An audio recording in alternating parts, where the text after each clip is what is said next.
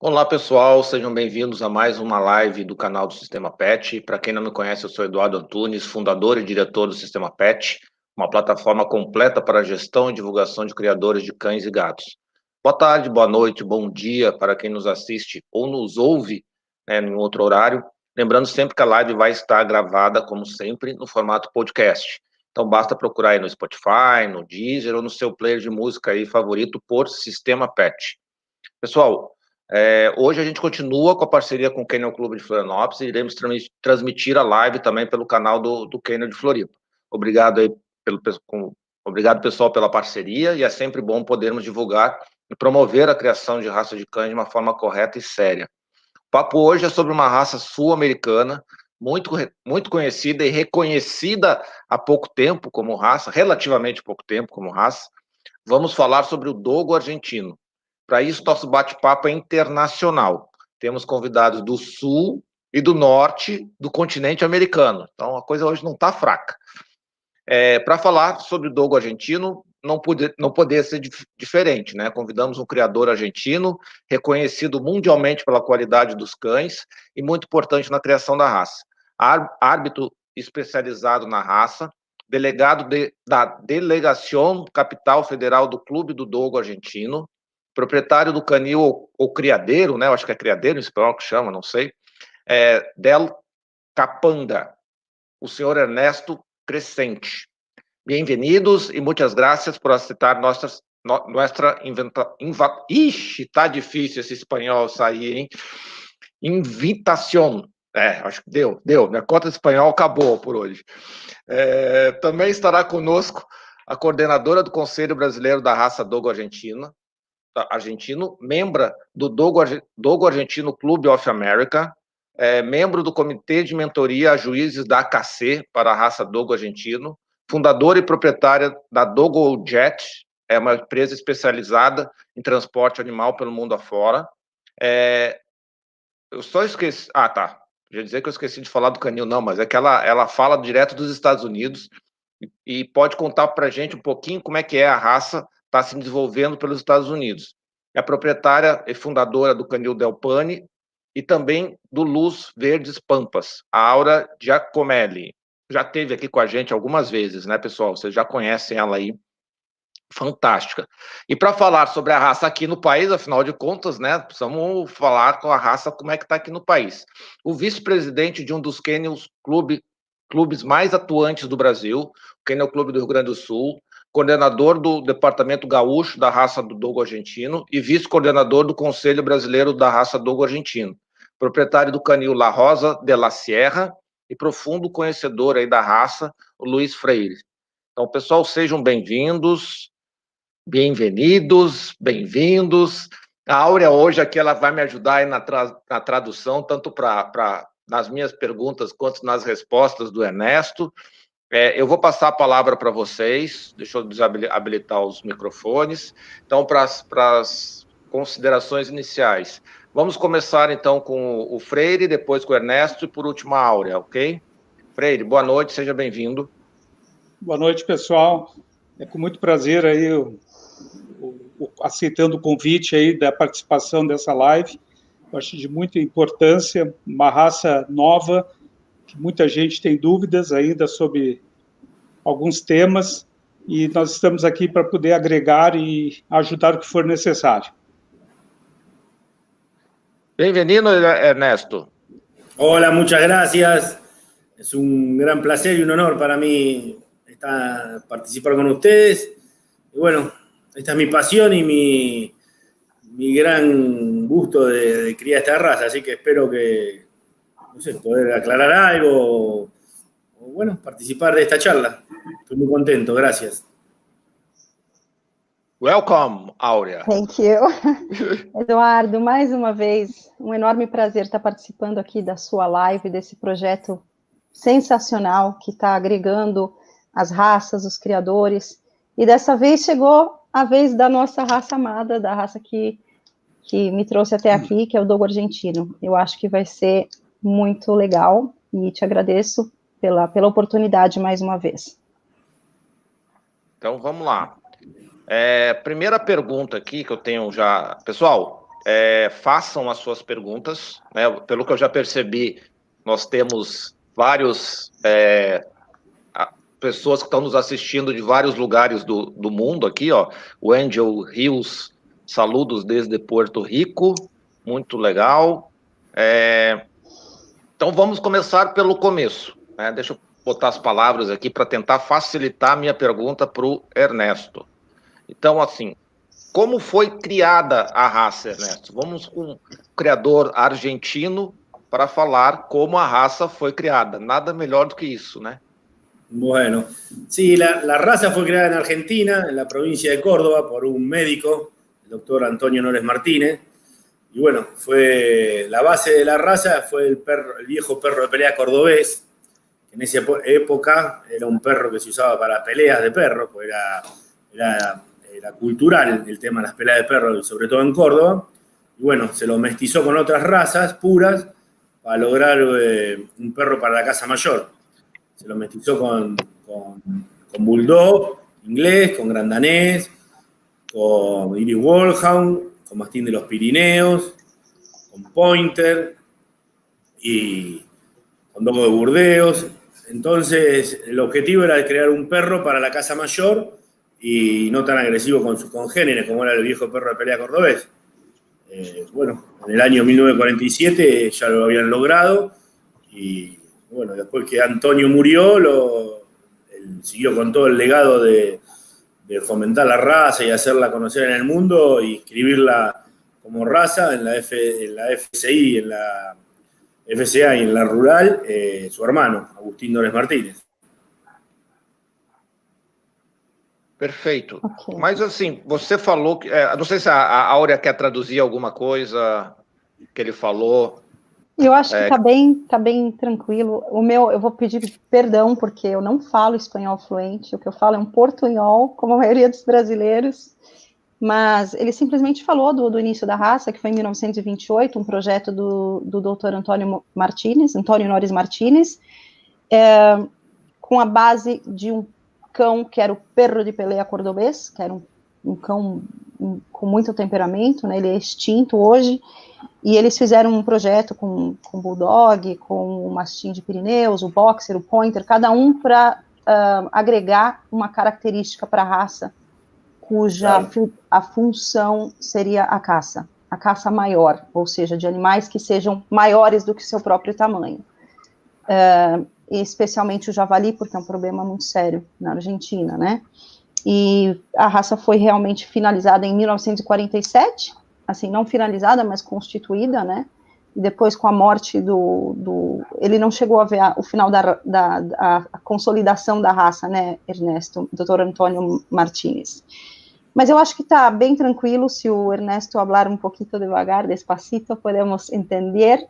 Queria pedir a todos que estão mirando esta live, esta entrevista, que intenten se quedar acá, porque vamos a tener muchas partes en español, posiblemente un día en inglés también. Una lástima que no podemos hacerla en inglés, porque mucha gente me preguntó si tendría en inglés. Un abrazo a todos que están ahí. Saludos. Quem assistir a live depois, eu acho que o YouTube já vai colocar as traduções simultâneas, mas não vai poder fazer pergunta, né? Uma dúvida. Falou em Pointer, Bulldog, e outra raça, como é que era o nome da outra raça? Bull Terrier. Bull Terrier. São 9 raças. Irish Wolfhound, Mastim de los Pirineos. Nós estamos falando com o pessoal da Argentina, da Flórida, teus vizinhos aí. Então, nós estamos hoje bem internacionais também. Mas, assim, a cor branca veio mais de quais dessas raças? Por que ele ficou, então, mais... O color? El blanco. Aqui, por quê? Tinha vantagens, tinha desvantagens? Por que ele acabou ficando mais branco do que Para o que sirve colorido? El blanco en color, Ernesto? ¿Por qué quiso seleccionar un perro de color blanco? Sí. Isso. Es más fácil, mucho más fácil verlo cuando uno caza a la noche. El perro de color blanco se distingue mucho más que un perro de otro color, que un perro atigrado, que un perro negro. Por eso las primeras cruzas que hicieron con Bulldog inglés y Bull Terrier, las primeras familias se seleccionaban todos perros totalmente blancos para que predomine el color blanco. Pô, nada como falar com quem sabe, né? Quer que eu traduza ou Edu, você traduz? Eu acho que não... Será que precisa, pessoal? Mas porque o branco se destaca, né? Você está caçando, né, no meio das aves, então pode ser tanto de dia quanto de noite. Javali é um bicho escuro, né? Então com o branco vai destacar. Bom, não é ali que tá não é ali que eu tenho que dar o tiro, enfim, depois a gente vai conversar com isso. Mas é ali que está o bicho, ali que está o meu cachorro, então eu tenho que ir lá para pegar a caça. Então o branco realça no meio da floresta. É isso, né? Exatamente. Muito bom o seu espanhol, hein? Parabéns. Passou na aula.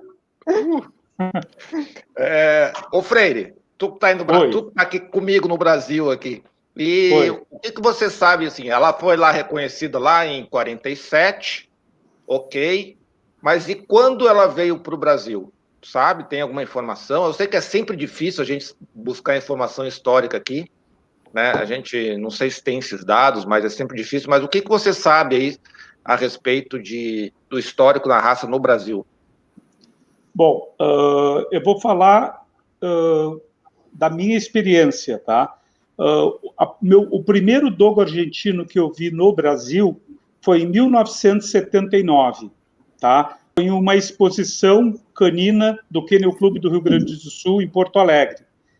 Tá? Ela era uma exposição gerais, normais, tá? Onde estava dentro do Spaniel um cachorro todo branco, né? Com toda a tipicidade, lindo. E aí o que me chamou a atenção foi em 79, o proprietário desse cão, aqui no Rio Grande do Sul, era na época, digamos, ele fazia lutas, digamos assim, a pessoa era lutadora como se fosse um lutador de UFC, na época, tá? E ele tinha esse cão, esse exemplar da raça trazido da Argentina. Foi onde eu tive o primeiro contato com a raça. Depois, em 81, aí no caso que eu importei, digamos assim, a gente trouxe um cachorro da Argentina, em 81. Mas o primeiro contato que eu tive com a raça foi em 79. Então, eu não sei, digamos assim, antes disso, porque eu não conhecia a raça antes disso. Aqui o Jaci Figueiredo falou, Ana Paola Marcondes foi a primeira criadora a importar para fins de criação. Não sei, fica aí a contribuição do Jaci, não sei se isso é verdade ou não. Então vamos... Ô Áurea, yes. E é um cão que precisa gastar energia, é um cão mais tranquilão, é um cão que... Como é que é o perfil dele? Precisa gastar energia, não? Olha, o dogo argentino, ele é uma raça que eles são extremamente... É nível médio de atividade, tá? Assim, comparado com algumas outras raças, como os terriers, enfim, eles são cães que eles conseguem manter uma calma ao longo do dia, porém eles têm uma necessidade, sim, de colocar, eles têm muito drive, né? Eles devem ter muito drive por conta, quando eu digo devem, o exemplar ideal, tá? E é isso que a gente busca na nossa criação, exemplares com drive, justamente para que eles tenham o interesse do gameness, que a gente chama, né? A vontade de caçar, a vontade de ir atrás da natureza para fazer a caça. Então, isso faz com que tenha que ser um animal que não seja um animal de sofá, que a gente diz, né? O couch potato, que é aquele animal que fica tranquilo ali o dia inteiro. Ele não requer, como eu falei, um alto nível de atividade, como os pitbulls, por exemplo, mas ele precisa, sim, de um nível de atividade. Eu não aconselho ter um animal desse e não ter, pelo menos, disponibilizar 1 hora, 1h30, 2 horas por dia de exercício para eles. Tá, mas o que é esse exercício? É uma corrida de 1 quilômetro? É uma andada ao redor da quadra? é uma atividade mais... Eu vou falar de acordo com a minha experiência. Aliás, tudo que eu falar aqui é de acordo com a minha experiência, a minha opinião, tá? E é lógico que tem gente que pode concordar ou não, mas há 15 anos que eu crio dogo, e para mim é essencial, eles ficam em canis, né? No Brasil eu tinha os canis, a tradição é que os cães fiquem fora, e aqui nos Estados Unidos também, eles ficam fora, mas cobertos. E chega na certa hora, eu tenho que soltá-los para fazer a soltura deles, né? Então, eles ficam de 1 a 2 horas por vez, eu tenho que revezar, porque eu tenho muitos. Então, alguns machos não se dão, mas é imprescindível que eles tenham esse gasto de energia, porque senão eles ficam sofrendo no canil. Se acontece alguma coisa, por exemplo, com chuva, que eu não consigo soltá-los, eles ficam latindo, ficam pedindo atenção, ficam chorando. Então, assim, eles precisam, sim, do exercício, e não só o exercício físico, mas o exercício mental para eles. Eles precisam soltar essa energia. E quem tem cães de trabalho, como o Ernesto, sabe, principalmente os cães de trabalho, eles precisam desse gasto, porque eles estão acostumados com isso. Estou falando, Ernesto, que os perros de trabalho principalmente necessitam, os perros que estão mais acostumbrados a trabalhar.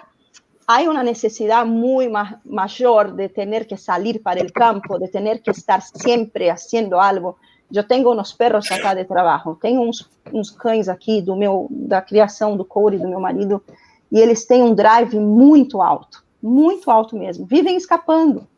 Mesmo a gente soltando, hoje mesmo escaparam 2, a gente teve que sair correndo com os carros atrás, porque se não der conta, daqui a pouco eles estão atacando algum animal selvagem por aí. Então, é muito importante esse gasto de energia, sim.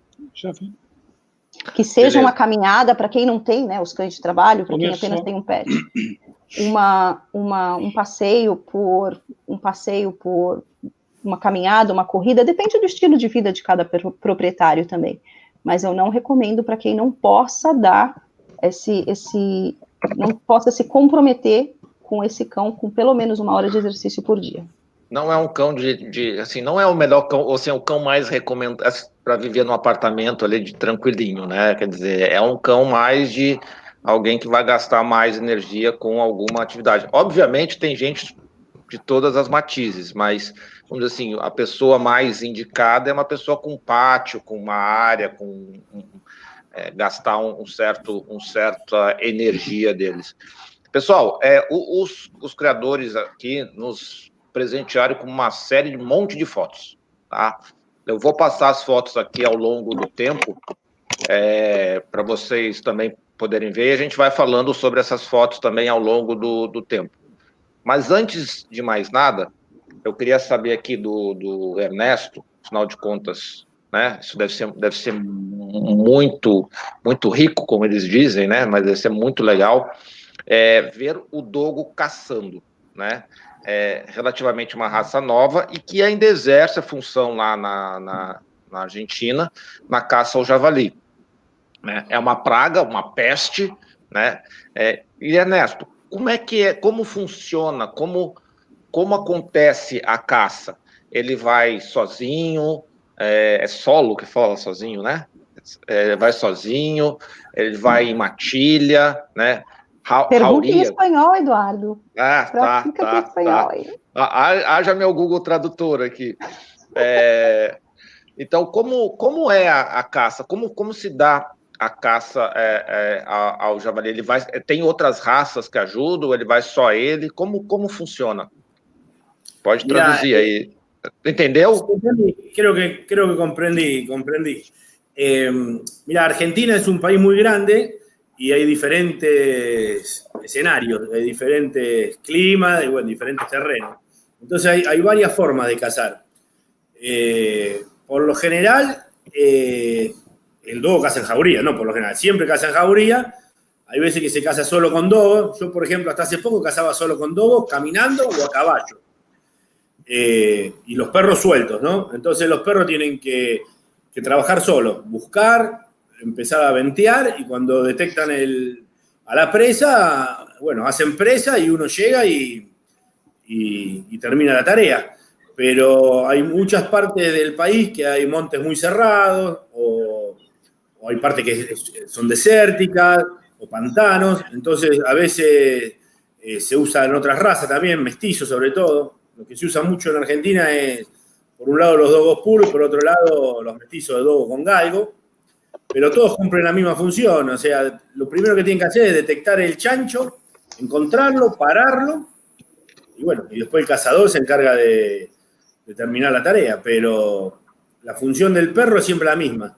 Lo que pasa es que a veces se necesitan perros con mayor velocidad que el dogo, o dependiendo del terreno y los lugares donde se caza, también hay muchos cazadores que cazan de arriba de la camioneta.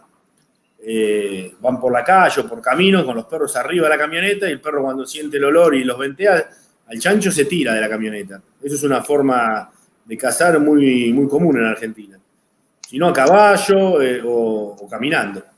Esas son las 3 formas más comunes de cazar en Argentina. Siempre con los perros sueltos.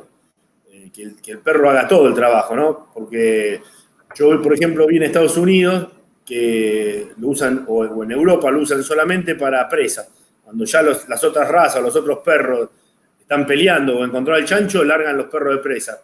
Yo, por lo menos, lo que hacemos acá, o lo que tratamos de hacer, que el dogo sea completo, que cumpla con toda la función de la cacería, desde el principio. Eu vou traduzir rapidinho, porque me pediram para traduzir aqui, então vou falar mais ou menos o que eu entendi. Na Argentina, por ter terrenos muito variados, né, climas variados, existem várias formas de caçar. Ele caça normalmente com uma matilha de cães, tá? Geralmente soltos, a cavalo, e que normalmente o dogo faz todo o trabalho. Ele trabalha, ele faz, e na Argentina realmente eles caçam muito só com dogo. Então, o dogo tem o nariz, eles têm os cães que chegam no javali, que encontram o javali, e depois eles soltam aqueles que agarram. Porém, também trabalha-se com os cães mestiços, que por algum motivo, né, misturas de galgo com o dogo argentino, eles, para dar um pouco mais de velocidade para o dogo, porque afinal o dogo ele faz a finalização na caça ao javali. Aqui nos Estados Unidos, por exemplo, eles trabalham muito com mestiços de pitbull e mestiços de cur dog. Cur dog é uma raça relativamente nova, que não é bem uma raça, é uma mistura de raças como cães que vêm dos catarrulas, do black mouth cur, que são cães que têm um olfato muito bom, porque realmente o olfato do dogo, ele não é ainda o melhor. E isso também varia muito de terreno. A condição ambiental afeta muito a continuação do dogo em algumas características dele. Então, alguns terrenos que são muito úmidos, o cão acaba desenvolvendo um olfato um pouco melhor. Enfim, tem várias questões ambientais. Mas é isso. Diferentes terrenos, diferentes países, diferentes formas de caçar. Mas e tu já presenciou caça aí nos Estados Unidos? Não, Áurea? Já várias vezes. Pero, una cosa, el dogo tendría que... Lo que uno busca como criador y como cazador es que el dogo pueda cumplir con todas las funciones. Es un perro totalmente apto para cumplir con todas las funciones. Si bien hay otras razas u otros mestizos que se destacan en algunas características, un verdadero dogo tiene que poder cumplir con cualquiera de las funciones de la cacería. Para eso fue criado y seleccionándolo bien y educándolo y trabajando, con un dogo se puede cazar en cualquier terreno. Seguramente, sim. É só... Né, ele quis dizer que o dogo verdadeiro, eu concordo, né, o bom dogo, um dogo bem trabalhado, por isso que eu prego muito a questão da conformação, né, a conformação do dogo. Não, o temperamento não é tudo. Algumas pessoas criam só visando o temperamento. Temperamento é muito importante, mas a conformação do dogo faz com que ele cace melhor e por mais tempo, que ele tenha mais estamina, que ele tenha mais endurance, né, mais resistência. E como o Ernesto falou, um cão bem conformado, um perro bien hecho, bien estruturado, vai caçar melhor e por mais tempo, não?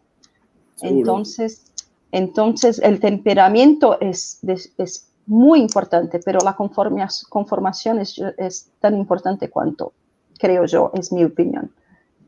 Agora eu quero saber aqui, deixa eu me desesconder aqui. Ô Freire, e essa foto aí, Freire? Pois é, quem é esse gurizinho aqui, Freire? Pois é, isso aí foi em 1900 e 81. Acho que se tu puxar a tela um pouquinho para baixo, mostrar a foto, deve ter até a data impressa na foto. Fevereiro. Aqui, vamos lá usar o fevereiro. Vamos ver aqui. Fevereiro de 1. Acho que é 1. Agora esse aqui não dá para 81. Então, como eu falei anteriormente, até respondendo a pergunta, pelo jeito, a afirmação do Jaci, se não me engano, que eu comecei a minha criação com cães de uma outra criadora. Realmente eu tive um cão da criadora que ele falou, mas isso 20 anos depois do que eu comecei a raça, na raça. Foi em 2000, ganhei um presente de um rapaz lá de Canoas, tá, o Paulo, o nome dele, me deu uma fêmea da criação dela, mas isso foi em 2000, 2000, alguma coisa assim.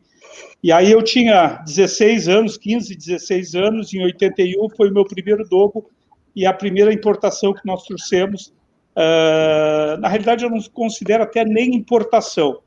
Foi um amigo do meu pai, argentino, que trouxe do criadeiro del Tucumã. Essa era uma fêmea, Bara del Tucumã, um criadeiro que provavelmente não existe mais, mas foi aí o meu início na raça. Eu tive muitos... Eu nunca fui... De 81, com 15 anos, 16, tu não é criador. Tu é um apaixonado pela raça, e eu tive dogo desde aí. E não parei mais de ter dogo. Então, tá aí, em 1981, 20 anos antes do exemplar que eu ganhei de presente da outra criadora. Você é mais velho do que eu imaginava, hein, Freire? Pois é, e tô com um corpinho bom.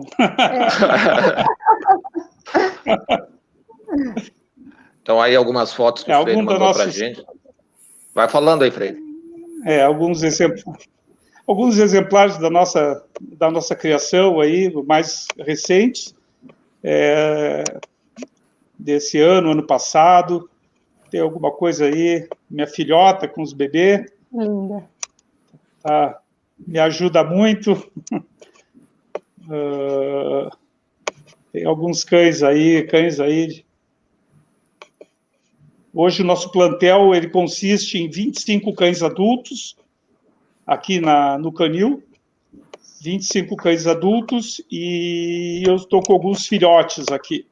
E entre filhotes, sempre quando nasce ninhada, a gente acaba ficando com um ou dois, né?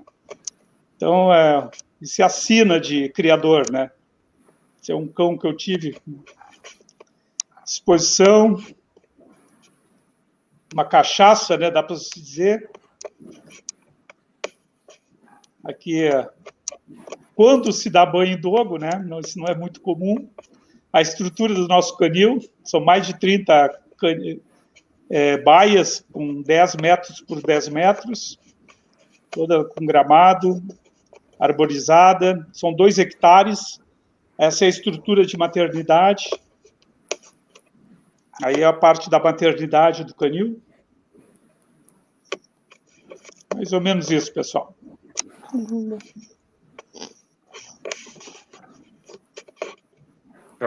Tá, voltou. Então voltamos ao início. 81, então tá bom. Show de bola. Aqui o Cleiton faz uma pergunta. É necessário um cercado alto para conter ele e evitar fugas? Eu não vou perguntar para a Áurea, porque ela já meio respondeu isso. Eu vou perguntar para o Freire. Freire, é necessário cercados altos? Não, os meus canis ali é 1,5 metro de tela.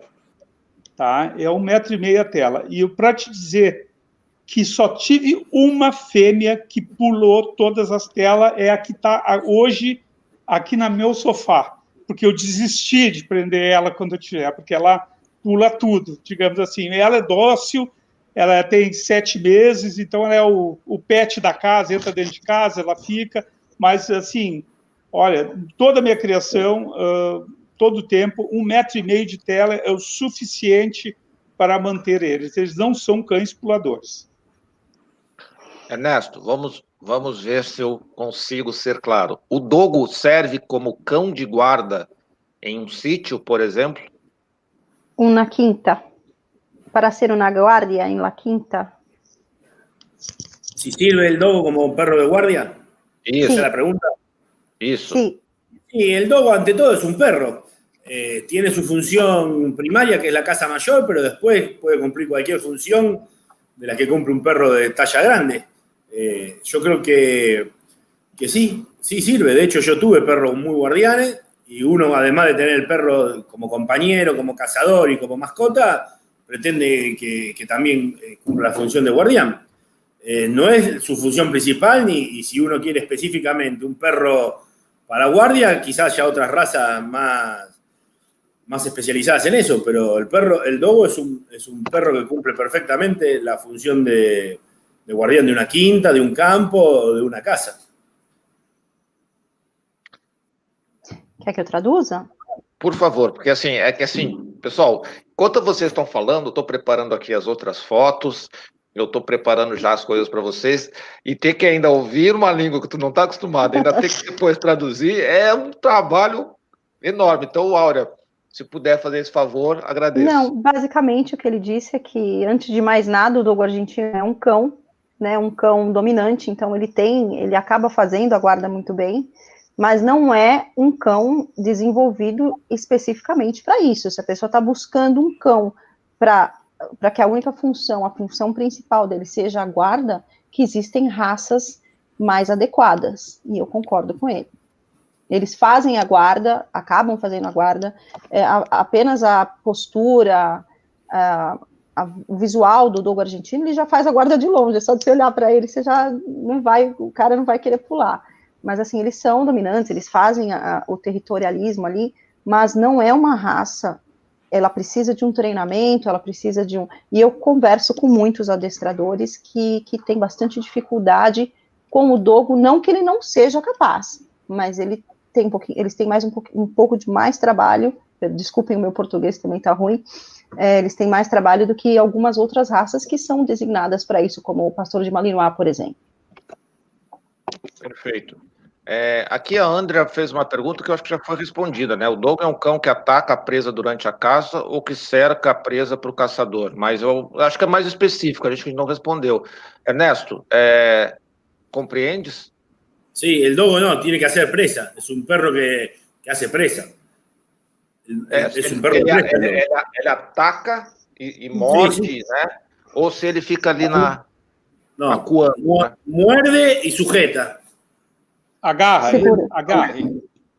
Isso. Muerde y sujeta, lo tiene que tener a la presa. Ele tem que ter alguma proteção ou ele vai no corpo sem proteção? Yo uso protección. Uso protección porque me parece que es lo ideal, y me parece que si hay tecnología para poder cuidar a los perros, hay que usarla. Hay gente que está en contra de la protección y hay mucha gente que no tiene acceso a ponerle pecheras o cogoteras. Yo uso, todos mis perros usan protección. Pero eso es una cuestión del cazador. Depende, hay gente que está totalmente en contra, otros que están a favor, y bueno, é discutível. Eu uso proteção. Sim, você usa proteção nos seus cães, alguns criadores não usam, acham que até piora a condição de caça, mas como é a proteção? Como é? É um colete? É um colar? Um colete? Hay dos tipos, hay solo collar, que cubre solamente el cuello del perro, y si no hay pecheras. Pecheras con collar. Yo uso pechera y collar, las dos cosas. Pode falar. Pode ser um colar, como pode ser um colete, como pode ser os dois. Ele usa os dois. Sí, tiene sus ventajas y sus desventajas. La pechera lo incomoda, lo hace más lento, lo hace más torpe en los movimientos, pero le salva la vida. Yo siempre uso pechera. A Andrea aqui fez uma pergunta difícil, hein? Olha lá, hein? Olha lá, hein? Como os criadores veem a proibição da conchectomia? Essa aqui eu vou passar para o Freire. E na Argentina, como essa questão das orelhas? Aí eu vou passar para o Ernesto. Então vamos lá. Freire. Pois é. Até esse é um tema bem polêmico sobre conchectomia, né? Que é o corte da orelha, né? Que é o corte de orelha. A gente sabe que no Brasil os veterinários são recomendados a não fazer o corte, devido a ter algumas punições, tá? Mas não existe nenhuma lei que proíba um leigo a fazer, tá? Eu não faço, né, cortes, digamos assim, eu não corto as orelhas dos meus animais, mas, por exemplo, é um tema polêmico pelo seguinte, ó, a gente sabe a importância do corte de orelha, inclusive na caça, tá? É um alvo fácil na hora da caça, entre o javali pegar, ou o próprio dogo entrar nos arbustos, onde tem espinho, e mutilar as orelhas, tá? Isso pode acontecer. E se você corta, provavelmente tem uma possibilidade de não acontecer isso.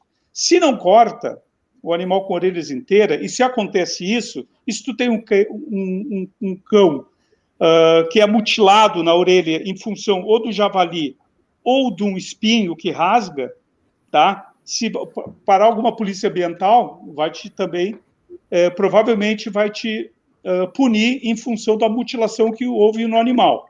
Então, é uma polêmica. Eu, na minha opinião, eu acho importante o corte de orelha. Eu acho importante. Mas vamos ver o que vai acontecer daqui para frente, né? Isso é muito também político, e nós estamos passando um momento difícil hoje, né? Com certeza. Ernesto, como é que eu vou perguntar isso para ele? Como é o corte da orelha na Argentina? É polêmico? O pessoal corta sem problema? No, en Argentina, o sea, la gente que está relacionada a la raza, que somos expositores y criadores, diría casi el 100% está de acuerdo en el corte de orejas, por una cuestión de función para poder ir a cazar, no tanto por el jabalí, sino por una cuestión de que no se lastimen las orejas en un monte con espinas o en un terreno dificultoso, y además una cuestión estética. Las razas, en el primer estándar original se decía que no se podía juzgar un perro sin las orejas cortadas, o sea que culturalmente los argentinos estamos acostumbrados a que el dogo tenga las orejas cortadas. Bueno, ahora hay prohibiciones, en la provincia de Buenos Aires está prohibido cortar orejas, en la capital federal también, y bueno, nosotros los expositores que competimos por todo el mundo, en Europa hay muchos países, como ya saben ustedes, que está prohibido ir con orejas cortas, entonces mucha gente le está empezando a dejar las orejas largas a los perros, y también está cambiando un poco la mentalidad con respecto a los cortes de oreja, a los cortes de cola. Antes eran muy comunes y ahora, bueno, está toda la tendencia de no hacer ese tipo de acciones con los perros, pero todavía en Argentina la gran mayoría de los dogueros le cortan las orejas a sus perros. Áurea, por favor. Você sabe que eu perdi o comecinho eu tive que atender uma mensagem aqui importante, eu acabei não prestando atenção no começo.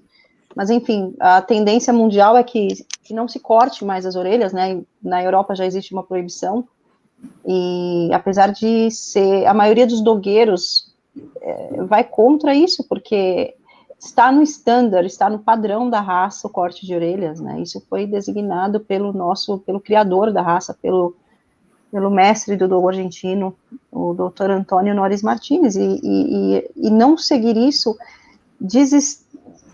o desenho do dogo acaba se modificando demais, né? Você vê um dogo com orelha, ele é outro cachorro. Eu tenho algumas pessoas que me perguntam, corta ou não a orelha do meu dogo? Eu pergunto para eles, quando vocês viram o primeiro dogo na sua vida, que você se apaixonou pelo dogo, ele tinha a orelha curta ou a orelha inteira? Não, ele tinha a orelha cortada. Eu falei, então corta, porque senão você vai se arrepender. Agora, realmente é uma questão muito polêmica, porque é considerada maus tratos. Na verdade, não é que é considerado maus tratos, porque não existe a tipificação da lei sanção ainda aí no Brasil, mas os veterinários não podem mais fazer, então cada vez mais difícil. Aqui nos Estados Unidos é totalmente permitido e incentivado o corte de orelha, porque a maioria dos cães aqui caçam. Então, você levar um cão de orelha inteira para caça, isso sim é maus tratos. Foi juntando ali o que o Freire falou, né, e o que o Ernesto também falou, quer dizer, se você tem uma questão de função, aquele cão está exercendo a função, né, o não corte da orelha é um risco grande para o animal se ferir, se mutilar durante a caça. Então, quer dizer, você sujeita o animal a risco. Agora, se você tem um animal que você não vai exercer a função, né, não precisa mais, ele vai ficar fazendo a companhia da família, a guarda da família, não tem por que submeter o animal para isso. Então, só claro, cada caso é um caso, e eu acho que, se não me engano, na FCI, alguém comentou, pode ser verdade, tem que confirmar, que eu acho que vai banir aí o corte de orelhas e caudas aí num futuro próximo. Eu sou do tempo que o Rottweiler não tinha rabo, né? E hoje é quase difícil você não ver, né? Você vê algum animal sem um rabo, mas a gente vai se adaptar. Mas com relação ao que o Freire falou, quer dizer, é função da raça, ela vai se meter no meio do mato, vai entrar em combate com um animal altamente agressivo, né? E a orelha está ali bobeando, né? O pessoal... Aqui a Clarice Oliveira faz uma pergunta muito interessante. Antes disso, eu vou passar aqui, ó, deixa eu botar aqui de novo. Ernesto, fala um pouco para a gente sobre essas fotos aí. Bueno, ese es mi perro y mi hija menor. Y mi perro se murió el año pasado, Víctor, un perro muy especial. Aurea lo conoció y me acuerdo cuando vino a verlo al criadero, lloró mucho. Un perro muy especial, le faltaba una pierna por un accidente. Fue un perro, bueno, un perro muy querido por mí y por toda mi familia. Ahí estamos en el campo. Yo así vivo los perros, los dejo sueltos, los hago trabajar. Bueno, es una cacería, un mafioso y sarampión, y algunos chanchos que agarramos. Ahí estoy con mi hija también. Y en el campo. Mas no meio da plantação? Vocês vão com eles no meio da soja, no meio do trigo, todo mundo? Por todos lados, al río, al agua, al monte, a la soja, al trigo. E são os fazendeiros que chamam vocês para eliminar os animais? Como é que funciona isso? No comprendo. Los dueños de las haciendas que te llaman para hacerlo, la cacería, o esto en tu propiedad solamente? Más o menos. Al principio hay muy poca información en general de la cacería de jabalí en Argentina. En Argentina el jabalí es una plaga, es una especie exótica que está haciendo mucho daño, pero al ecosistema, no solamente daño monetario. Está haciendo un daño económico muy grande, pero no solamente eso, sino al ecosistema, a otras especies autóctonas. Entonces, al principio era difícil que te den permiso para ir a cazar.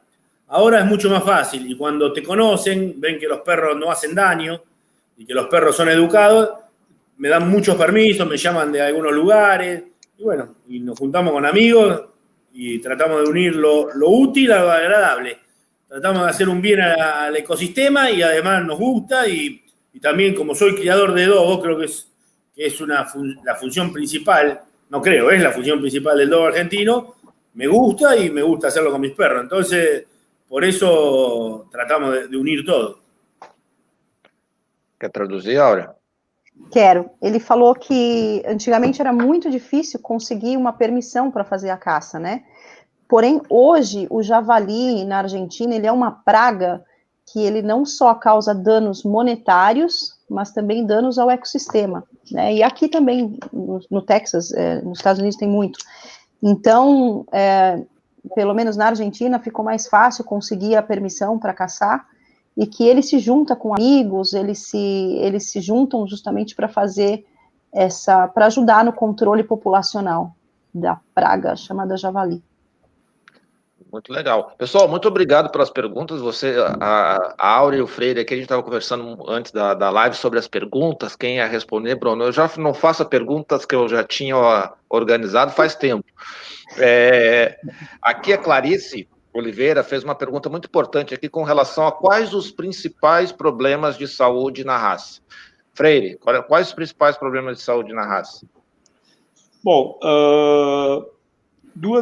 eu levo em consideração dois problemas que tem que ficar atentos os criadores e os proprietários.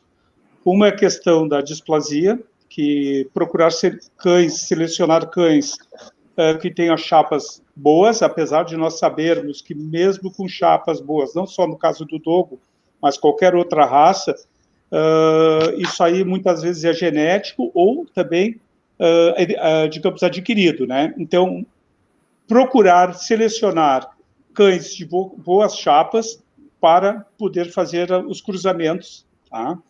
E outra situação é referente à pele, né? O dogo, por ser um animal totalmente branco, né? E como a gente sabe, a cor branca, o branco não é cor, é despigmento, tá? Então, ele precisa, digamos assim, ter alguns cuidados, tá? Primeiro, existe uma polêmica, tá, sobre o dogo branco, o dogo com pigmentação. Muitas vezes, em julgamentos, né, alguns juízes consideram que a pigmentação seja um detalhe não, digamos assim, não aceitável, né? Mas é importante saber que para a raça, para a saúde da raça, a pigmentação é muito importante. Pigmentação de pele, entende? Quanto mais pigmentação de pele, né, mais melanina, mais proteção do UVB, raios solares, automaticamente, se tu tem pigmentação na parte auditiva, né, na parte ali do... Quando você... Ô, Freire, desculpa te interromper, mas quando você fala pigmentação de pele, quer dizer, ele tem o pelo branquinho, mas quando você abre ali, a pele não é toda rosadinha, ela tem as manchinhas. Exatamente. Porque, assim, ó, o que difere um dogo de ser albino, se for um cão todo rosado, sem pigmento nenhum, tá? E a trufa, se não fosse despigmentada, ele era albino. E albinismo, a gente sabe os problemas que trazem, né? Cegueira, surdez, né? Problemas. Então, o dogo, ele tem que ser mais pigmentado exatamente para ter mais condição de enfrentar esses problemas de pele. Então, na base da minha criação, isso é particular meu, tá? Na base da minha criação, eu procuro acasalar cães com pigmentação, tá? Por quê? Porque tu tem uma proteção a mais, tanto em questão de surdez, cegueira futura, problemas de pele, sabe? E, digamos, seleciona ele o branco de pelo, tá? Normalmente é assim, eu tenho fêmeas que ela é branca igual uma neve, mas se tu molhar ela é quase negra por baixo. Então, eu não abro mão, digamos assim, da pigmentação na criação. E conversando com muitos juízes, também explicando os motivos e problemas, a maioria dos juízes já estão começando a entender essa situação. Eu acho que até o Ernesto, como argentino, não sei qual é a opinião dele, o que ele pensa, mas na Mundial que teve na Argentina 2 anos atrás, tinha, eu acho que 230 e poucos cães, olha, não sei se tinha 10 cães sem pigmento, entende? A maioria tudo com pigmentação de pele, que faz parte da proteção do animal. Sí, comprendo. Yo creo que se mejoró mucho últimamente en el tema de pigmentación. Es importante, como dice Freire, muy importante.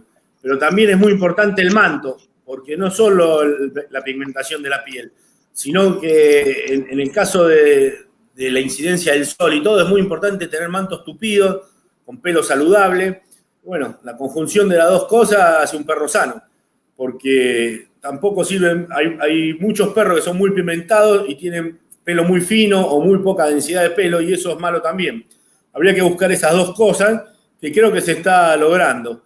Y bueno, como el perro es blanco, ya lo explicaron bien, siempre el gran problema del dogo, uno de los grandes problemas es la piel, y otro, lo que escuché, creo que decía el problema de displasia, que sí, el dogo tiene gran incidencia de displasia, pero también es bastante subclínica en el dogo la displasia. Puede ser un perro con buena masa muscular y poco dolor, poco umbral de dolor, hay perros que tienen displasia y se pueden desenvolver perfectamente, no como otras razas que con un grado leve de displasia ya el perro no puede ni caminar. Pero sí, creo que los 2 puntos a tratar en la salud del dogo serían esos 2. Ahora, hace poco, hubo un acto de cría en el Club del Dogo y fuimos algunos criadores y no hubo grandes problemas de displasia. Hay que tratar un poco, observar el corazón, que nadie le da importancia, pero bueno, mientras del perro más estudios se le hacen y más conclusiones uno puede sacar para hacer futuros cruzamientos, van a nacer perros más sanos, ¿no? Vamos lá. O Ernesto complementou a colocação do Freire em relação à pigmentação. O Freire falou da importância da pigmentação da pele do dogo ser negra, e o dogo, vou fazer um complemento, ele pigmenta para o resto da vida, viu, gente? Ele nasce branco, ele nasce sem pigmento no nariz, nas mucosas, e depois ele vai pigmentando ao longo da vida, ele nunca para de pigmentar. E esse é um critério que o Freire usa como seleção. Ele gosta da pigmentação negra por ele ter tido experiências de cães mais saudáveis. E o Ernesto falou que também não só a pele negra, mas um conjunto de fatores que seria o manto, ter uma densidade de manto boa, um pelo saudável, porque muitas vezes tem cães que têm a pele muito negra, mas o pelo é muito ralo. Então isso também pode influenciar em possíveis dermatites e doenças de pele. E também questão da displasia, né? Ele falou que os cães, os dogos, eles têm... existem cães que podem até conviver com um certo grau de displasia muito bem, até porque o dogo ser um cão musculoso, ele tem uma capacidade maior de absorção de dor, ele consegue lidar com esse tipo de problema, às vezes, melhor do que outras raças, né? E eu queria também complementar que a displasia, ela deve ser feito o controle em todos os cães, principalmente os cães de reprodução. Essa é a melhor forma de nós reduzirmos as incidências de displasia na raça dogo argentino. Porém, existem estudos que comprovam que a displasia genética, ela é de 30% a 40%, né? Existem os fatores ambientais, são muito impactantes também na displasia. Você ter um animal, filhotes muito gordos, muito pesados, deixar correr, deixar fazer o que quer, eles brincam muito, de maneira muito forte. Então, assim, a displasia no dogo, ela é presente, pode ser, sim, evitada, mas também existe o fator genético que pode pular muitas gerações. Dizem que até 14 gerações sem displasia, você pode voltar a ter uma displasia. Tem o fator ambiental, né, que é um fator também muito forte, muitos cães que adquirem displasia por conta de piso liso, enfim, do peso, como eu falei, só complementando. E também uma preocupação que eu tenho muito grande é a questão da surdez. O dogo ainda tem muita surdez unilateral, que é o grande problema. Eu acho que a surdez unilateral é aquela que a gente não sabe que o cão é surdo, se não fizer o teste de Bayer, que é o teste de audição. Você acaba reproduzindo um cão sem ter a certeza que ele é surdo de um ouvido, né? E isso você está proliferando aí a surdez no cão. Então, eu acho que a surdez é um problema que está agregado ao gene da cor do dogo argentino, que é o Extreme White Piebald, que infelizmente os criadores que estão nos assistindo sabem que as raças que têm esse gene geralmente têm um grande índice de surdez.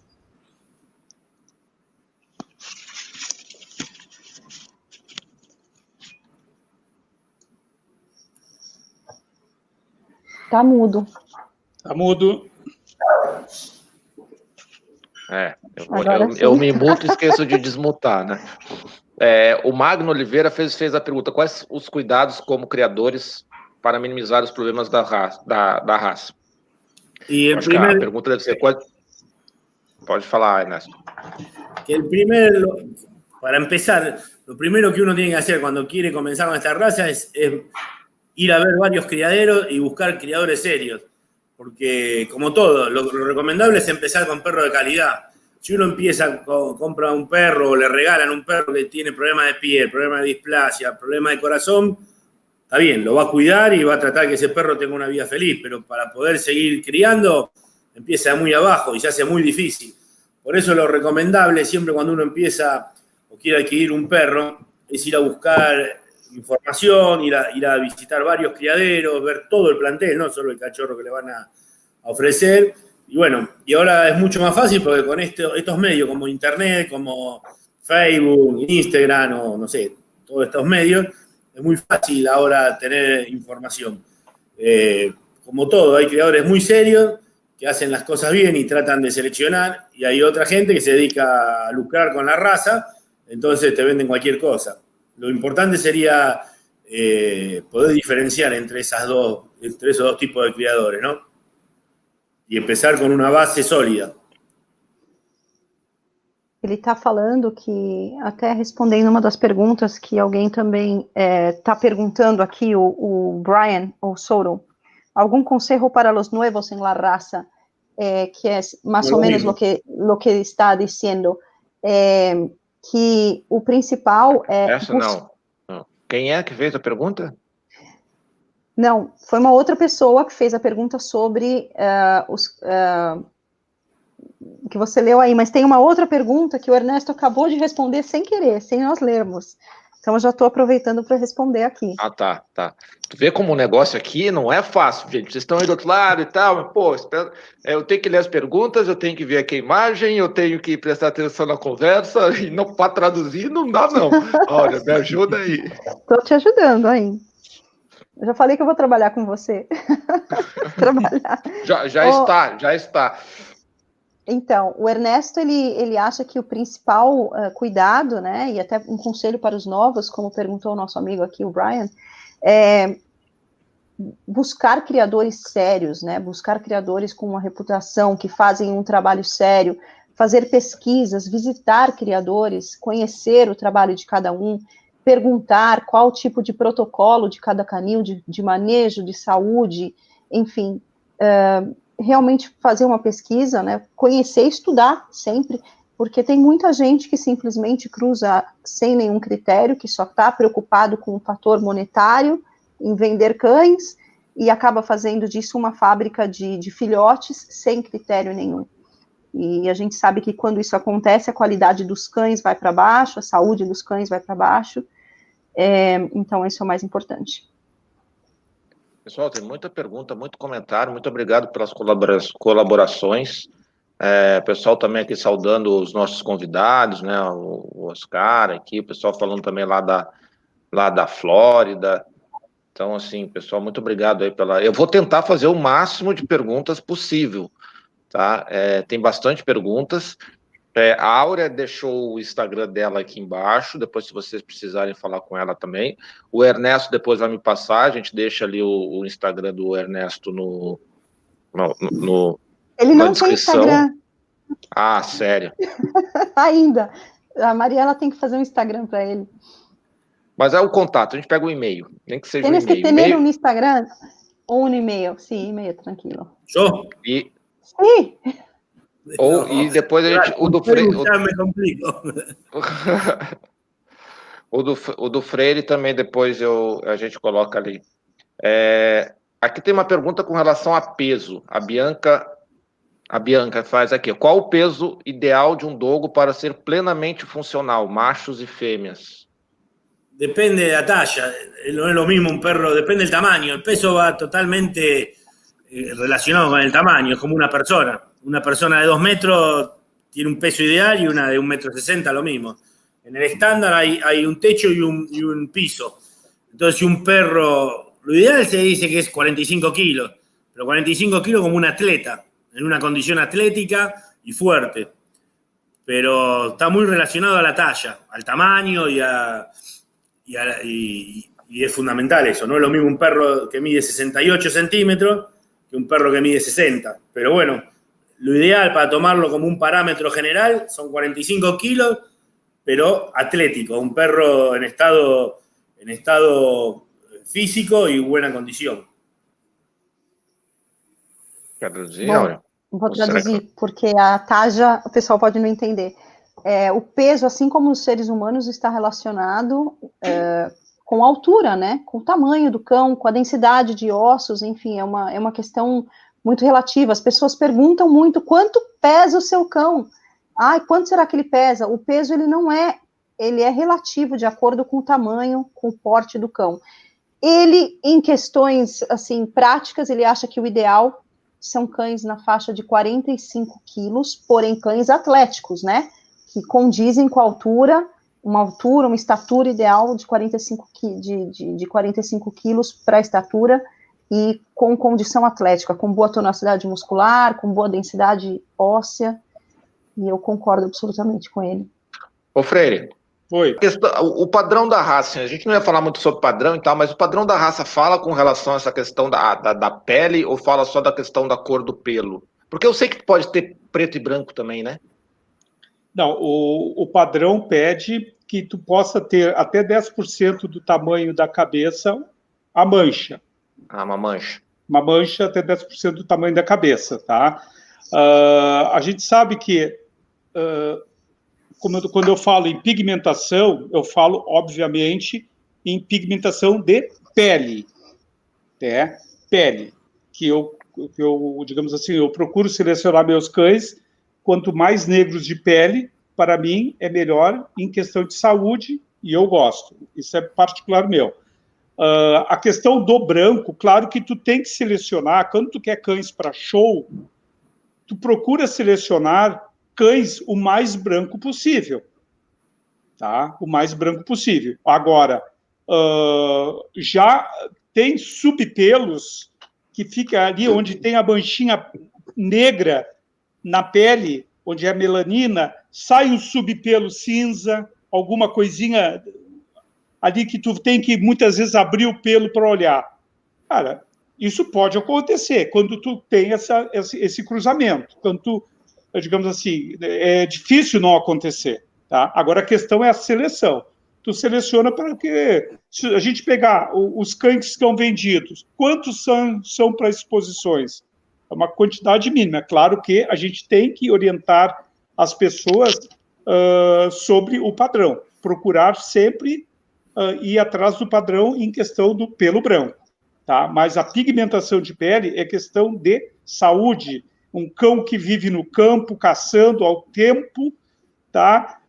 Pega sol forte e assim por diante. Ele tem que ter pigmentação, a minha opinião. Não, perfeito. E assim, a gente sempre lembrando, assim, que o Ernesto falou, a questão da função, né? Quer dizer, ele tem que ser um animal claro, né? Ele tem que ser um animal claro para a questão da caça. Mas quanto mais saúde a gente conseguir manter nele, melhor, né? Sim.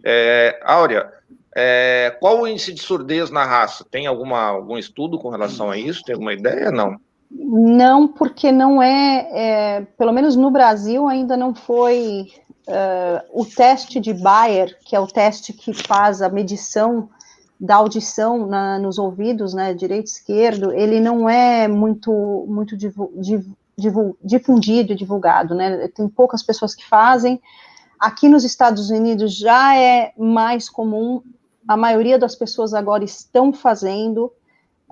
Divulga-se muito a importância dos novos proprietários exigirem o teste de Bayer nos seus filhotes. Eu acho que isso é bárbaro, eu faço em todos os meus, mas eu não tenho um número para te falar agora de cara, assim. Eu posso falar na minha... Mas é significativo, assim, a gente está falando de 5%, a gente está falando de um a cada 4, a gente está falando de metade, assim, só não, chute, a gente está falando. Eu posso falar que na minha criação, em 15 anos, eu tive uns 5, de 5 a 6, eu não me recordo agora, uns 5, 6 cães, assim, totalmente surdos. E a gente está falando de pelo menos 2 ninhadas por ano. Então. 2 ninhadas de dogo por ano dá uns 50, 60 cachorro, né? Não. Ninhadas de 8, de 7, de 10. Então, teve anos que eu não reproduzi, não tive ninhada, 10. Mas assim, uma média de uns 5 ou 6 cães, eu não me recordo agora exatamente, ao longo de 15 anos. E não varia de acordo com a linha de sangue, pelo menos depois eu vou querer saber de vocês, mas pelo menos eu já vi linhas de sangue em todas as partes do mundo, eu que já visitei canis em mais de 30 países, e todas as linhas de sangue têm, está associado ao gene do Extreme White Piebald, e não a linhas de sangue. Está presente no Dogo. Então, a gente precisa fazer a nossa parte, que é tentar diminuir isso através do teste de audição. ¿Tienes un número, Ernesto, de cuánto por ciento en la raza de surdez? No, pero vos decías que no está asociado a línea de sangre, ¿no? No. Sí. Bueno, no tengo el número, no creo que haya trabajo. No sé si el club en algún momento había empezado a hacer algún trabajo de eso. Creo que totalmente sordo es poca la incidencia. Ahora, lo que decías vos, que hay perros unilaterales que si no haces el test de Baer nunca te vas a dar cuenta, ahí puede ser más alta, pero yo también, en mis cachorros sordos totalmente, muy pocos. Ahora, unilaterales habría que hacerle el test de Baer a todos porque ahí puede estar el problema. Porque los sordos te das cuenta enseguida. Y es poca, la incidencia de perros sordos, por lo menos en mi criança, en mis amigos y todo, no es muy alta. Agora o Freire traduz e fala o que ele quer falar. Tá bom. Bom, pessoal, eu até entro num assunto que eu gosto, né, sobre saúde, principalmente, é a questão da surdez, questão da cegueira, e eu trouxe uma colinha aqui, tá, e eu quero dar digamos, os méritos aqui para a doutora Graça, não sei se ela está vendo, a doutora Graça, ela é criadora de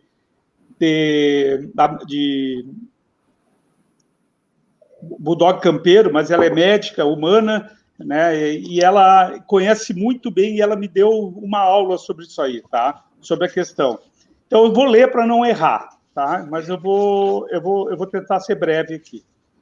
Ela me comentou, quando houve uma live referente à pigmentação, tá? E aí falaram que, isso aí não... A pigmentação, ela é uma coisa que o animal todo branco não tem nada a ver com a surdez, não tem nada a ver.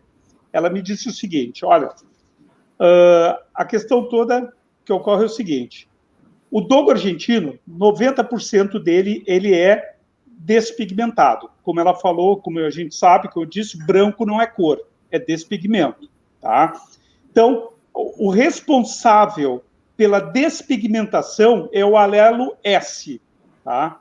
É o SW/SW, tá? Quem faz a despigmentação? A estria coclear da audição, ela depende da eumelanina, tá? A estria coclear. Então, o SW, tá, despigmenta a coclear em graus diferentes de surdez, muitas vezes unilateral ou bilateral, tá? Então, a pigmentação em melanina é responsável pela retina, sabe? A eumelanina é responsável pela pigmentação da retina. Se for despigmentado, perde a visão em graus variados. Enxerga pouco, cegueira total. Então, resumindo, digamos assim, resumindo, a pigmentação de pele está tudo associado a problema de pele, a surdez e a cegueira. Tá? Isso é uma colinha que eu fiz aqui. Ela é muito interessada, ela gosta muito dos Bull Terriers e dos Dogo argentino, e ela sempre me falou sobre isso, sabe? E eu disse, quando tiver oportunidade, eu vou passar adiante isso aí. Ô Freire, tem um Kennel Club no Brasil que está fazendo um monte de lives legais. Sim. E que está convidando assim, as pessoas que manjam um monte. Eu te dou uma dica, fica a dica. Né? Fala com uma tal de Adriane. Adriane, isso. Ela vai ficar bem feliz com uma dica assim, de uma profissional assim, gabaritada para fazer uma live. Pode deixar. Fica a dica. Pode deixar. Pessoal, okay. Só falando ali que o Ernesto comentou antes, ele disse que também a incidência dele também é muito baixa. Ainda mais com os cães surdos, né? Totalmente surdos, que talvez, quando é unilateral, tenha uma incidência um pouco maior, mas que de uma forma geral... Você não te dá conta. Porque o pessoal não percebe, né? Porque não percebe isso, mas não tem nenhum estudo ainda também lá, ele não conhece nenhum estudo que aponte esses números, mas que pode surgir em qualquer linha de sangue lá. Talvez... Acho que foi isso, né, Áurea?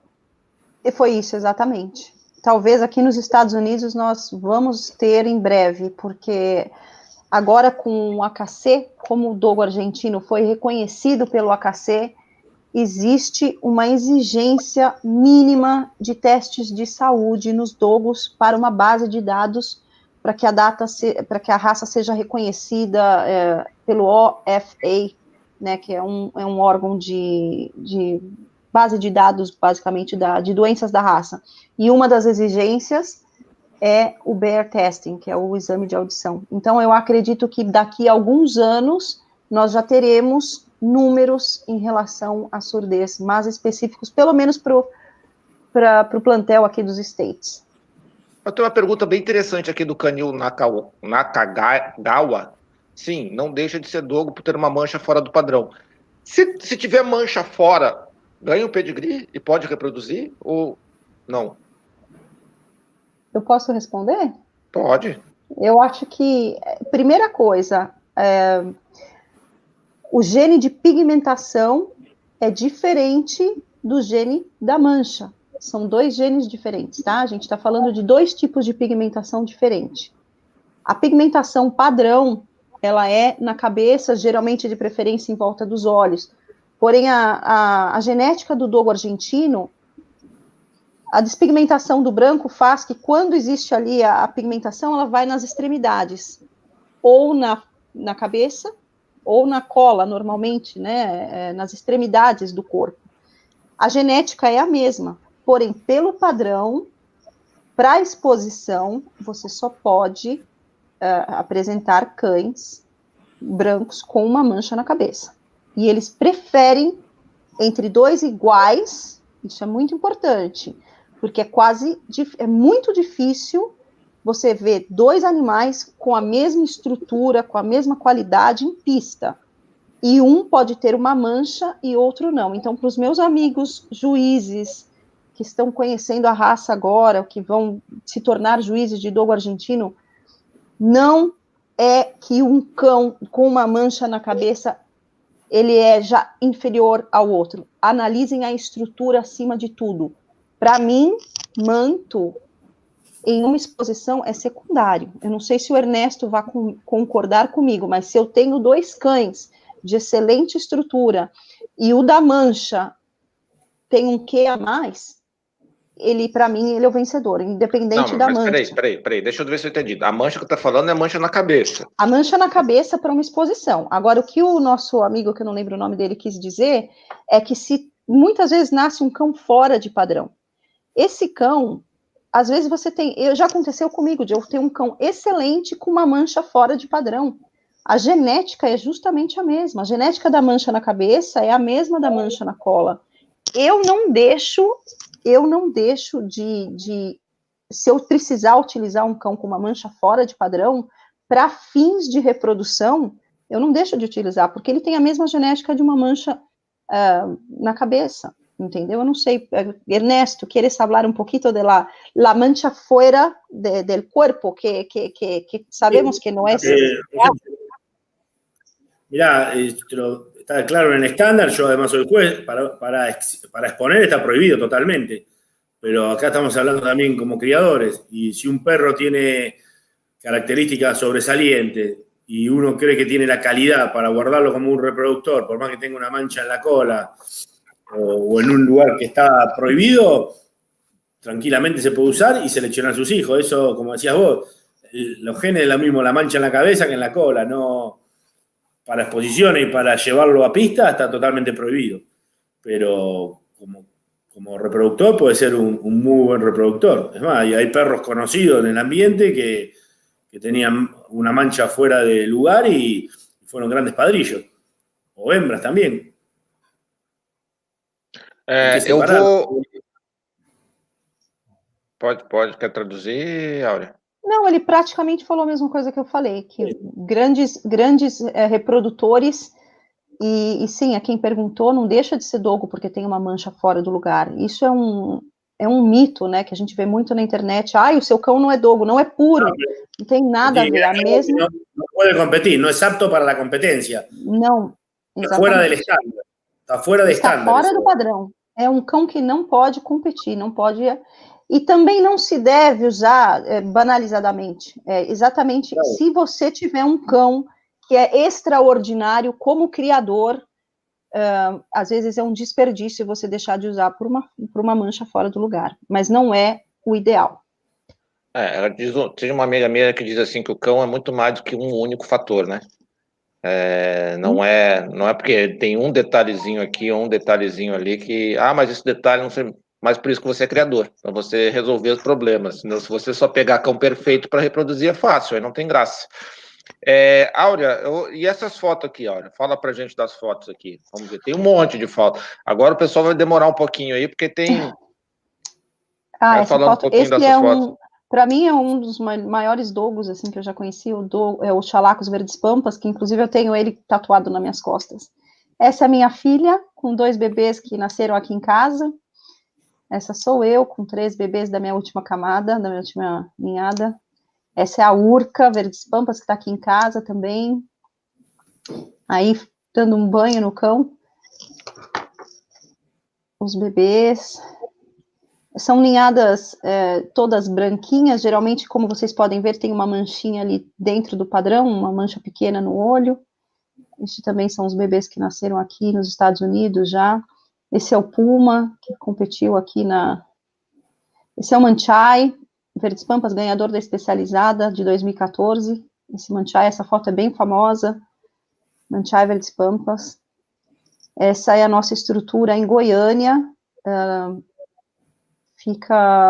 A gente tem, está aumentando agora, por enquanto são 14 canis, mas está sendo reformado e ampliado, toda a estrutura em concreto, os comedores. Aí é um bebê que nasceu na nossa casa, o Cowboy. São bebês dos Bull Verdes Pampas aí. Essa é uma ninhada recente também. Aí também são fotos. Essa é a minha princesa, minha filha dogueira, desde a nascida já com dogo, ela e a Urca. A gente tirou essa foto aqui. Esse é o Manchai, a Manuela com, acho que 4 anos de idade. Esse aí é o Cowboy. Esse é o Rio Verdes Pampas, foi para a Rússia. Essa sou eu, tentando fazer a foto ali com 4 dogos. Luna Gena Verdes Pampas, a base do nosso canil, há muitos anos atrás. Esse é o Optimus Prime. Chalacos de novo. Chalacos Verdes Pampas, essa foto é bem famosa. Ele de novo. Assusta, né, essa foto? Esse é o Houston Verdes Pampas, também está aqui no Texas. Essa é a Manuela com Puma, treinando. Essa sou eu, com Puma.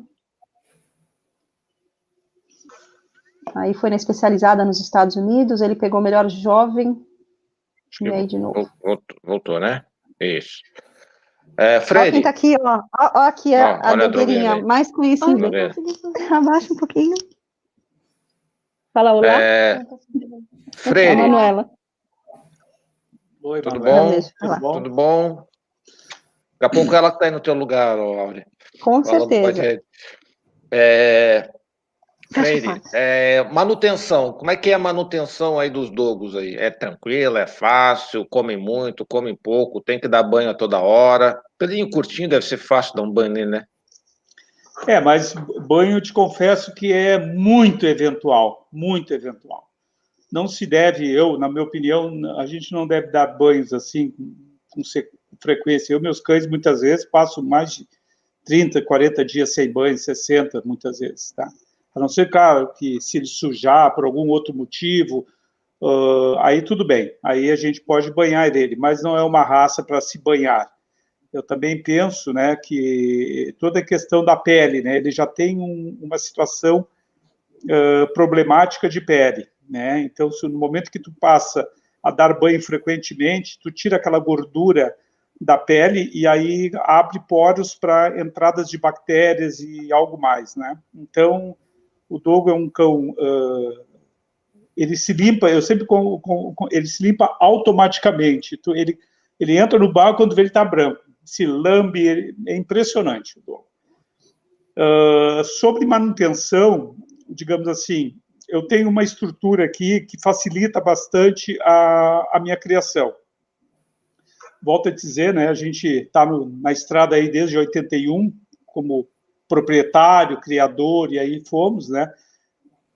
E eu tive 3 casas nesse período aí, e as 3 casas, digamos assim, eu fazia um padrão e depois eu via que faltava alguma coisa. Aí conhecia alguma coisa de um outro canil de outra raça, alguma coisa, e a gente sempre foi melhorando. Hoje, na minha estrutura, eu entendo que praticamente eu não preciso estar, a minha funcionária, tem 2 funcionários que tratam eles, que fazem a limpeza dos canis e assim por diante, porque são, em média, de 30 animais, né, 25 adultos e mais os jovens que tem. Então, a gente tem eles individualmente por baia, tá? Soltamos ele em áreas maiores, de 2, 3, e os que se dão, e assim, as fêmeas com os bebês, com os jovens. Alimentação 2 vezes ao dia, né? Eu trato com ração super premium e carne à tarde. Banhos, como eu falei, é muito eventual. Passeios, um dos meus funcionários tem condições de 2 vezes por semana, 3 vezes por semana, além de a gente soltar eles, ele pega uma rua aqui e passeia com eles, anda 1 quilômetro, 2, sabe? E, fora isso, eu tenho os filhotes não, a partir dos 6 meses, os meus cães que ficam no canil, todos eles vão para o campo. Tá? Eles passam lá 30, 40 dias aí no campo, né? Eu tenho uma parceria com 3 amigos, em cidades diferentes próximas, e eles vão para o campo para conhecer os animais que eles não podem agredir. Ovelha, galinha, né, boi, cavalo, é o tipo de treinamento do início. E aí, depois desses 30 dias, a gente começa a inserir eles a conhecer o javali, né? Eles conhecendo via tela, filhotes de javali, a gente faz eles se conhecer o que pode e o que não pode. Então, depois que eles passam por esse processo de 6 meses, dos 6 meses ao 7º mês, fazendo isso, eles voltam para o canil, e aí os que se dão bem, a gente quer ir para a exposição alguma coisa, a gente leva com menos frequência para a caça. Agora, os que realmente são cães de reprodução da casa mesmo, aí os que estão treinados, que têm melhor desenvoltura na caça, aí vai e continua caçando. Ok, que legal. É bacana ver essa questão de cães ainda que tem função exercendo, né? Então, eu acho muito, muito, muito legal ver o cão exercendo a função para a qual ele foi desenvolvido. Eu tô com, assim, pessoal, papo bom voa. A gente já está com quase 1h25. Eu vou tentar fazer assim, não vou conseguir, já está muito claro para mim que eu não vou conseguir fazer todas as perguntas de vocês. Vou fazer o máximo ainda que der aqui. Eu tenho ainda algumas perguntinhas que eu tenho que fazer, que eu sempre faço, então eu vou ter que fazer. Mas eu vou fazer tem 2 comentários aqui, um da Itália e o outro não sei da onde, mas veio em espanhol, então a gente vai prestigiar também a galera que está aí falando espanhol para a gente. Então, primeiro aqui do Gabriel, vou fazer para a Áurea. As exposições estão influenciando... Não é da Itália, não é da Itália. Não é Itália, em Tala. Em Tala. Gabriel Frontolino, as exposições estão influenciando para o bem? Para o bem? Não é da Itália. Eu li aqui Tala. em Itália. Em altura, ele quer dizer em taja, em altura, não? Deve ser. Sim, as exposições são muito importantes para todas as raças. A exposição é o termômetro para o criador saber como que ele está criando. Os juízes são pessoas especialistas que estudam a vida inteira anatomia, dinâmica, estrutura. Então, você levar o seu cão para a exposição, hoje em dia, para mim, é uma prioridade. Eu, como criadora, eu quero saber como estão os meus cães, eu quero que eles sejam julgados, eu quero ter comparativos com outros criadores, e isso é muito positivo, com certeza. Sem perder a função, sem perder a função. Eu tô vendo aqui que o pessoal também tá tendo um debate ali acalorado. Pessoal, comporte-se, hein, um debate... Tem que ser um debate gostoso, nós estamos falando de cachorro aí. E o outro aqui é sobre o... Aqui, ó. Vou ver se eu vou falar certo aqui, ó. Comente, a aptidão para cria deve ser obrigatório, né? Autorização para reprodução deve ser obrigatório pela FCA. FCA, para quem não sabe, é a CBKC da Argentina, tá? E CDA, que eu não sei o que é CDA, deve ser o Conselho do Dogo da Argentina, imagino eu. Clube argentino. Para que não ocorra as estafas com a raça. As estafas devem ser os problemas. Os problemas, né? Os desvios. Criadeiro del Acam. Então vamos lá, Ernesto, está contigo a pelota. Sí, primero es un amigo, Daniel, le mando un saludo.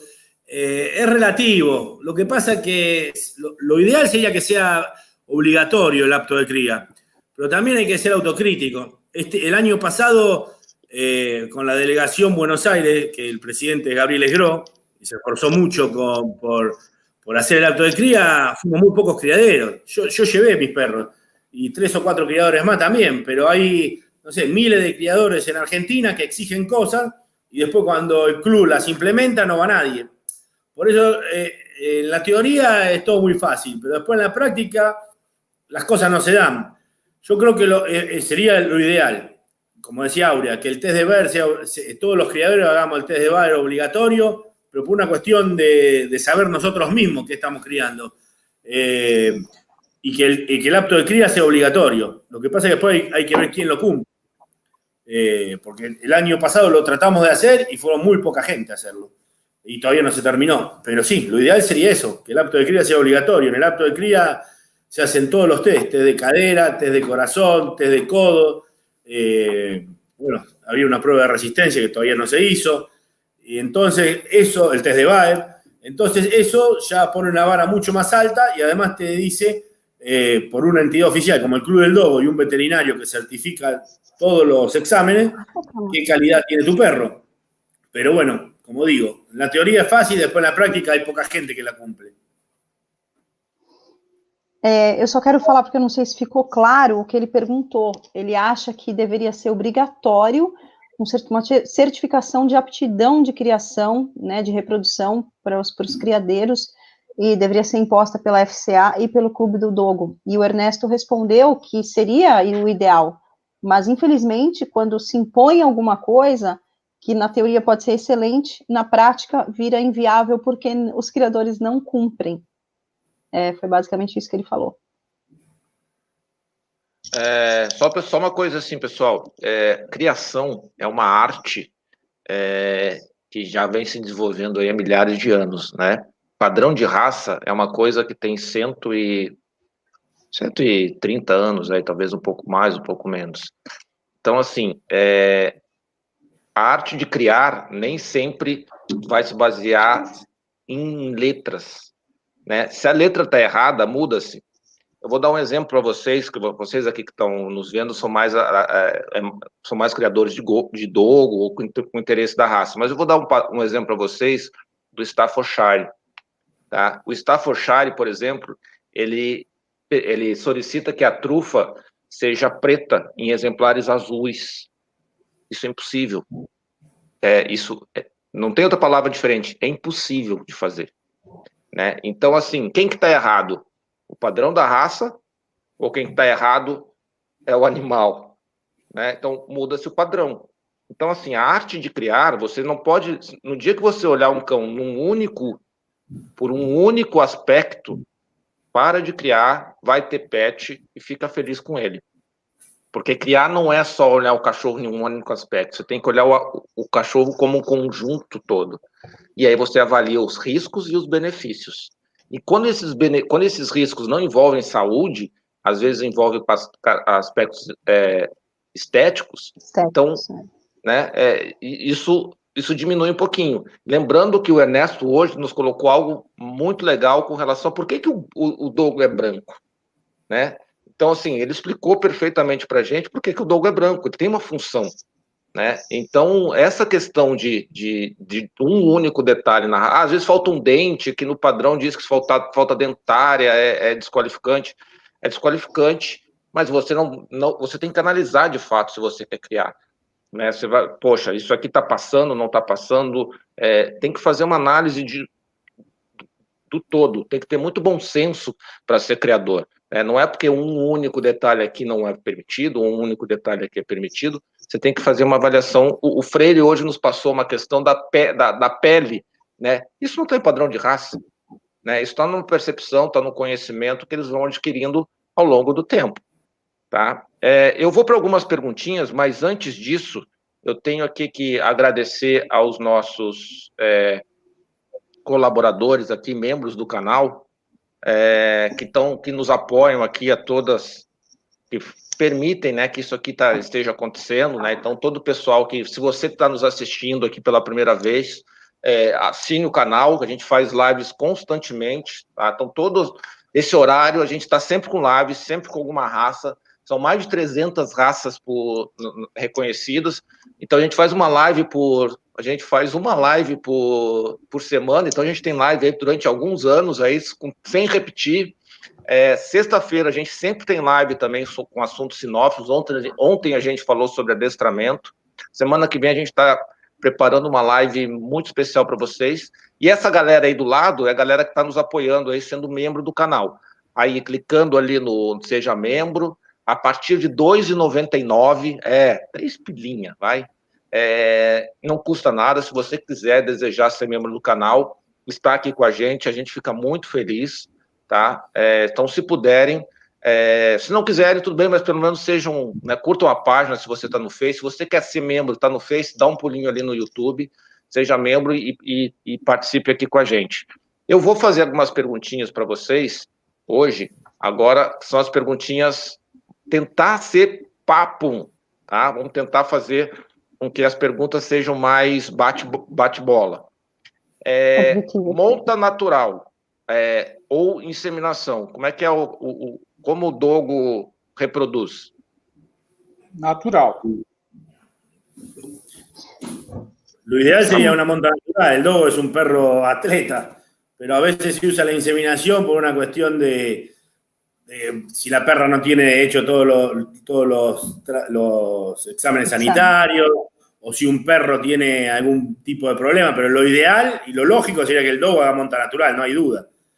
Estamos hablando de un perro que es un perro de casa mayor y un atleta, lo lógico es que haga monta natural. Pessoal, preciso traduzir, pessoal.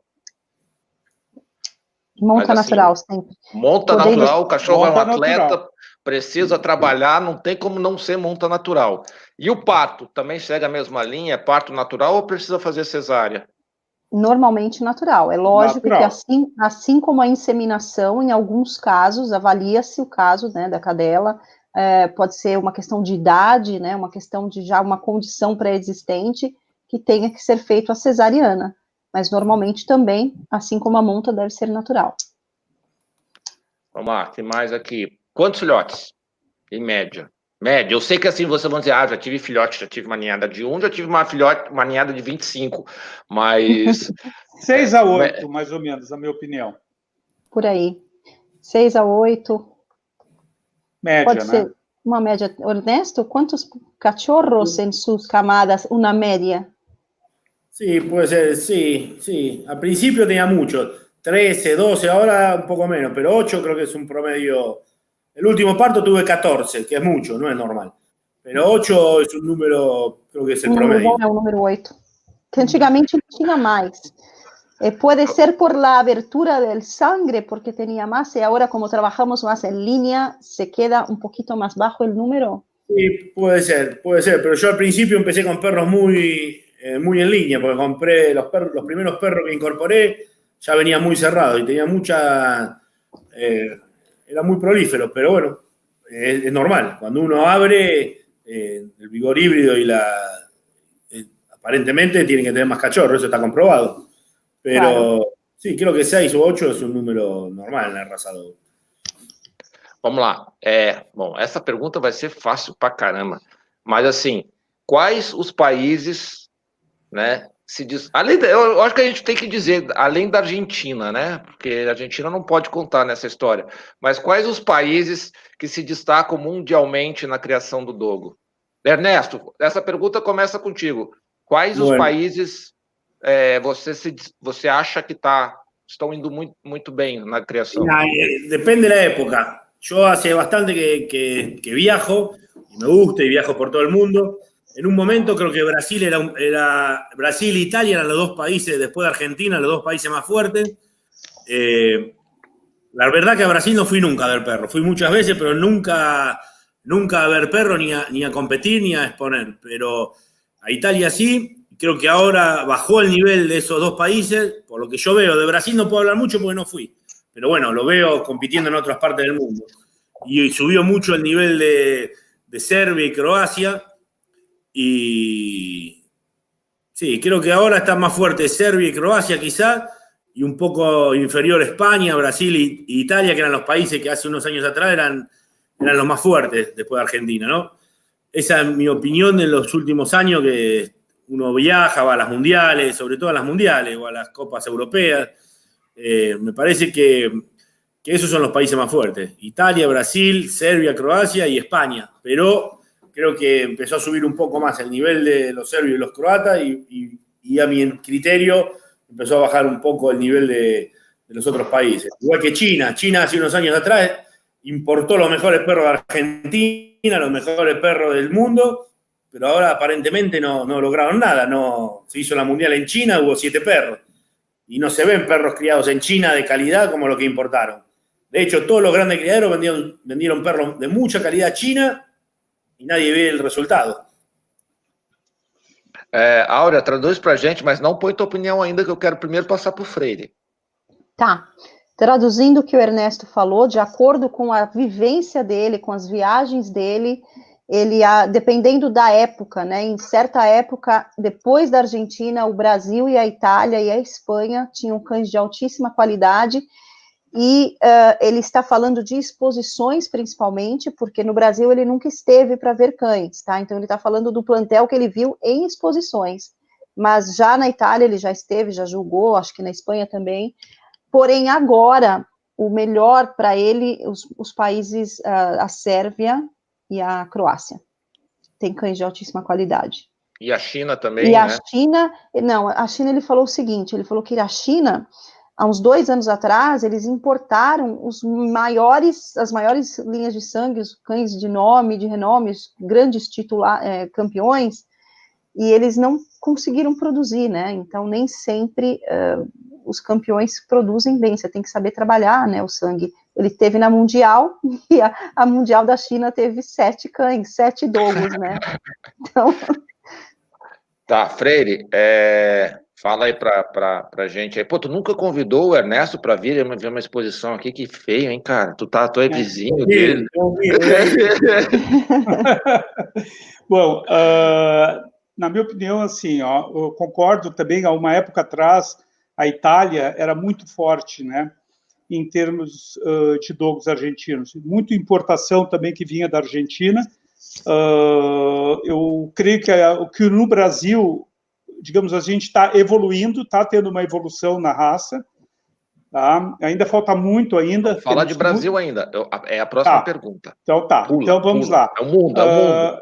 Tá, então, na minha opinião, hoje a Croácia, como ele está vendo, eu volto a dizer, eu vejo muitos vídeos e fotos por cães, eu sei que fotos muitas vezes dão um relato que é a realidade, porque fotos a gente faz muitas cães maravilhosos, mas vídeos, a Croácia tem bons cães, eu gosto dos cães da Espanha também, gosto dos cães, e eu gostaria de fazer uma menção a alguns cães de Portugal também.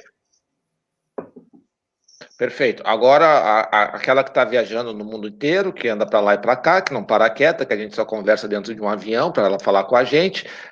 Fala, Áurea, onde é que você tem visto cães, dogos que se destacam? Corrigindo você, faz 1 ano e meio que eu não viajo, só por aqui.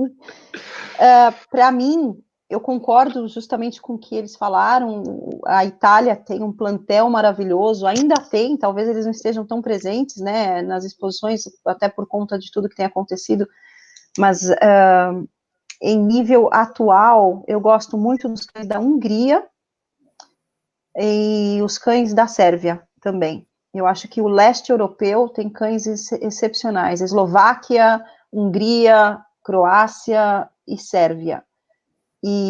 Mas sem desmerecer os cães da Espanha, os cães da Itália, os cães de Portugal, que têm potências ali de criadores, mas infelizmente, talvez até pela mídia social, a gente não tem muito parâmetro de exposição hoje, porque as exposições estão em baixa, né, por conta do Covid, mas a criação da Hungria e da Sérvia estão se destacando bastante, e também da Croácia e da Eslováquia. Freire, quando teremos um livro sobre a raça Made in Brasil aí?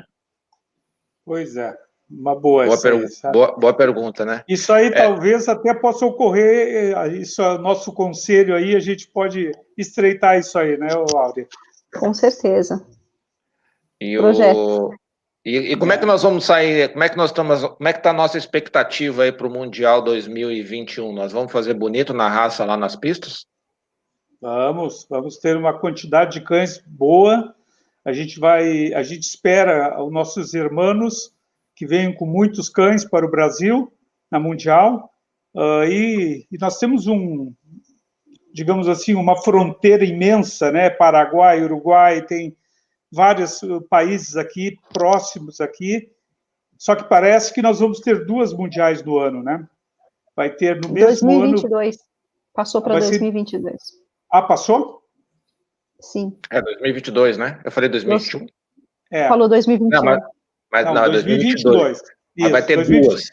Vai ter 2. Espanha, uma na Espanha e uma no Brasil. Isso pode dar uma quebrada, sabe?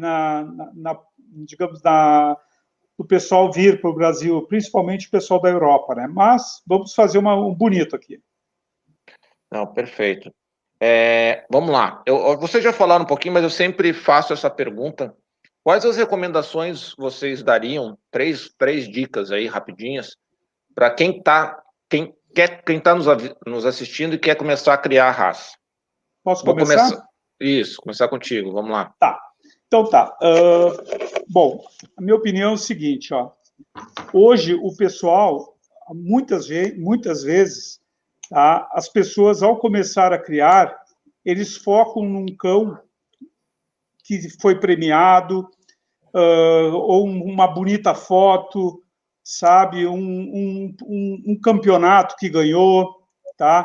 E vai lá e paga o filhote, achando que vai ter filhos excepcionais pela quantidade de títulos que o animal ganhou. A minha opinião é o seguinte, ó, o conselho que eu daria, tá? Antes de mais nada, tá?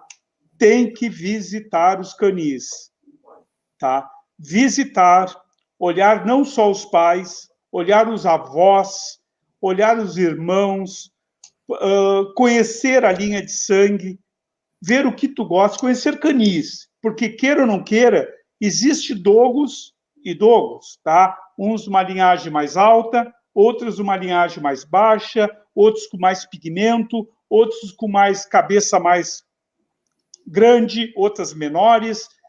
Então, assim, ó, escolha, pesquise, visite, não por fotos, visite, pesquise e escolha o tipo, o fenótipo que te agrada.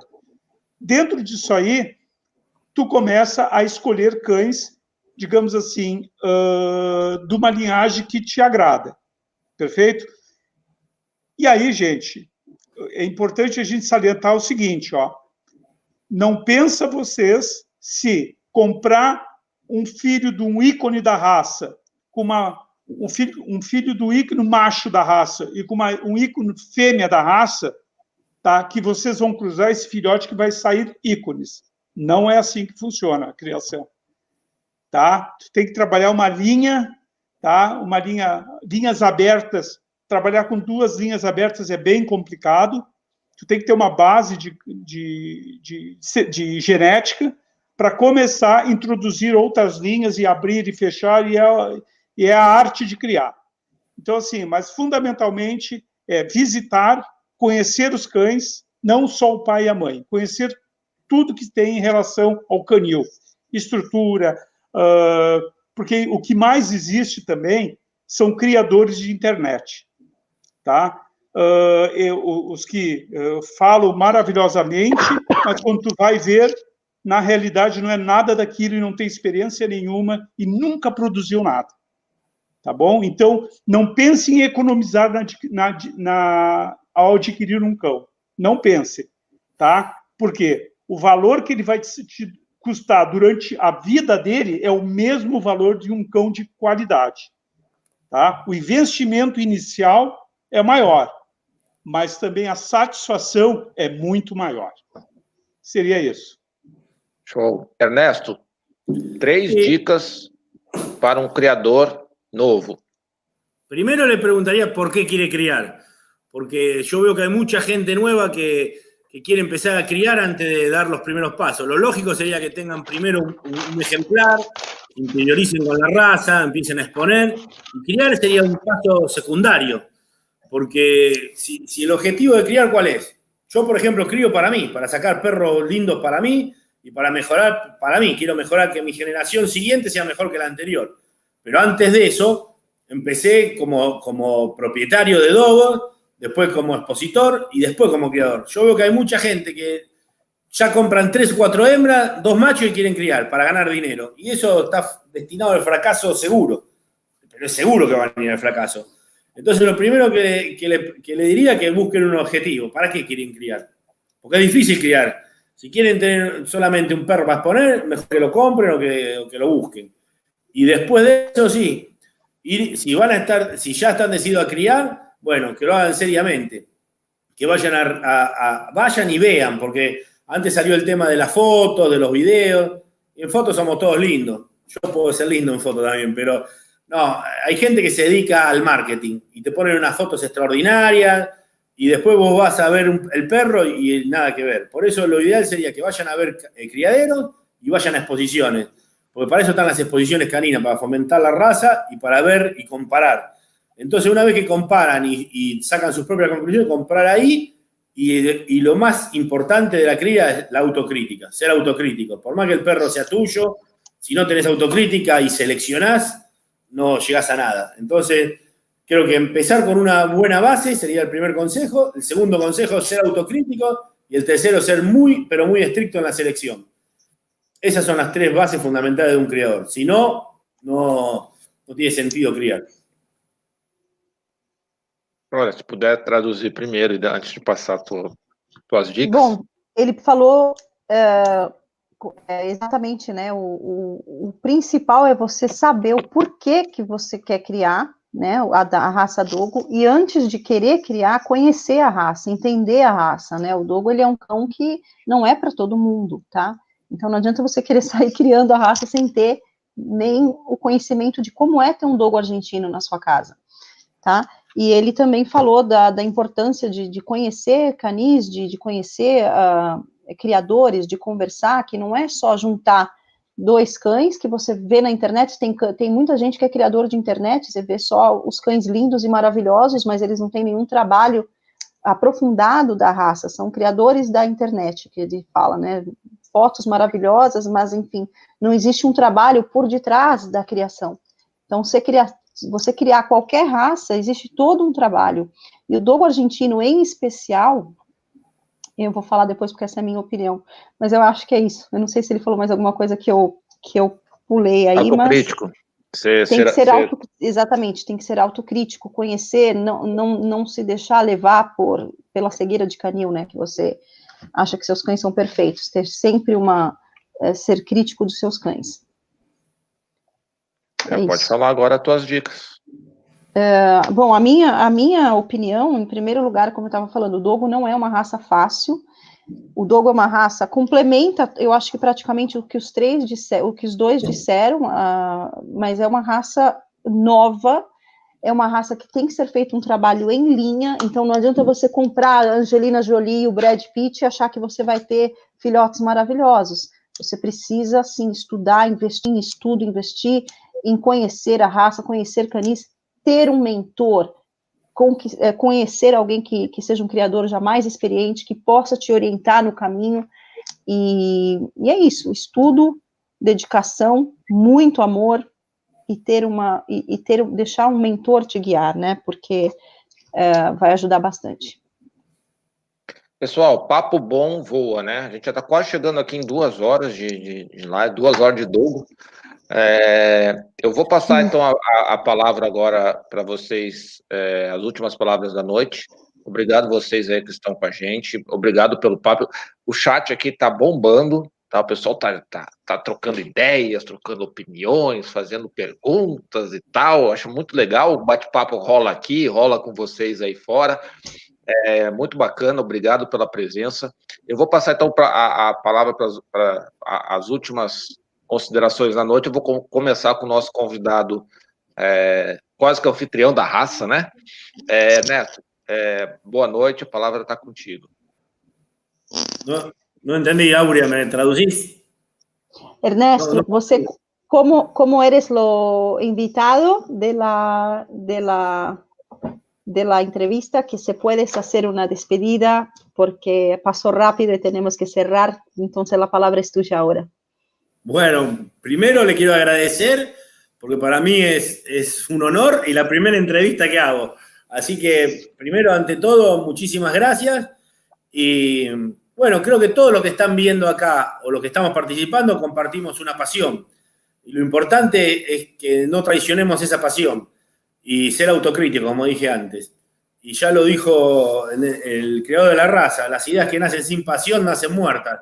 Así que mientras tengamos la pasión por el dogo y tengamos ganas de en conjunto aprender o escuchar a otro y sacar conclusiones, bueno, esa es la idea.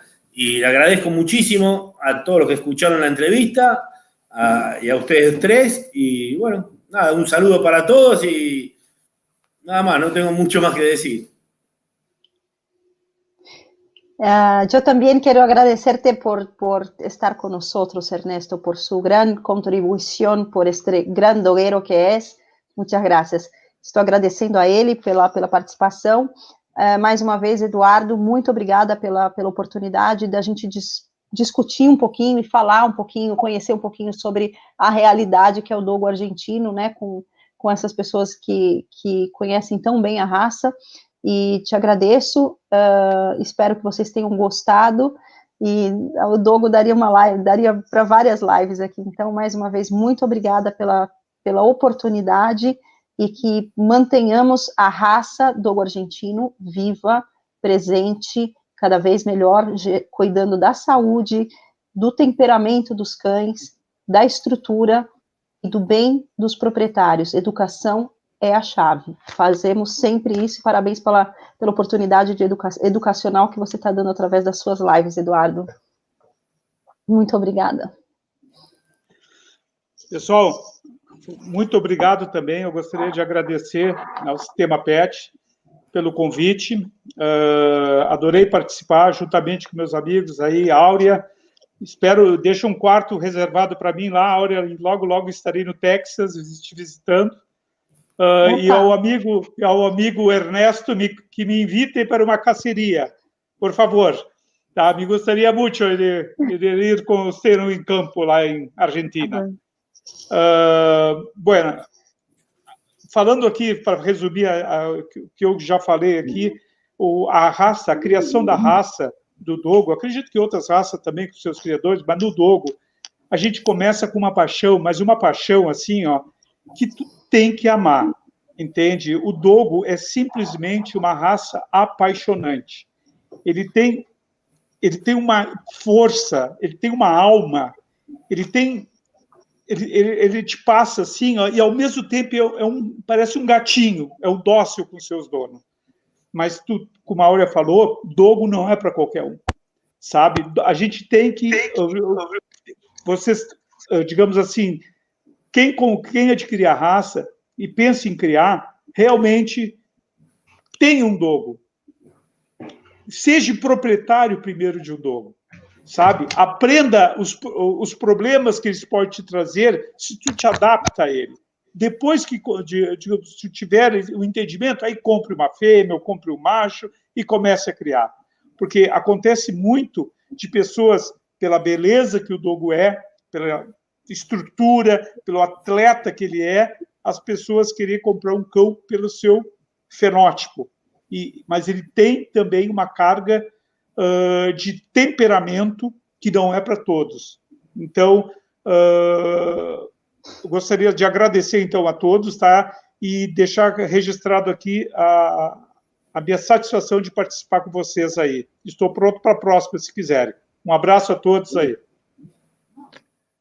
Pessoal, mais uma vez, muito obrigado aí pela presença de todos. Acho que foi muito, muito bacana a interação com vocês, o bate-papo foi muito, muito gostoso. Obrigado, Ernesto, obrigado a Áurea, que se propôs aí a fazer quase impus a ela fazer a tradução aí, é muita coisa que a gente tem que trabalhar. E é quase meu chefe aí, o Freire aí, a gente fazendo as lives lá no Clube do Rio Grande do Sul, também lives maravilhosas que a gente tem a oportunidade de apresentar lá. Pessoal, lembrando que a live vai ficar gravada aqui no YouTube e no Facebook, e a partir, acho que de amanhã, ou até de repente daqui a pouco, no seu player de música. Então, você está olhando lá, está dirigindo, está limpando o canil, está pegando um trânsito, põe lá, procura Sistema PET no seu player favorito e vamos escutar a gente também. Nós temos bastante conteúdo já gerado. Terça-feira, a gente vai ter uma live com a doutora Fabiana aqui no canal sobre consanguinidade. A segunda parte, se você não viu a primeira, procura no canal.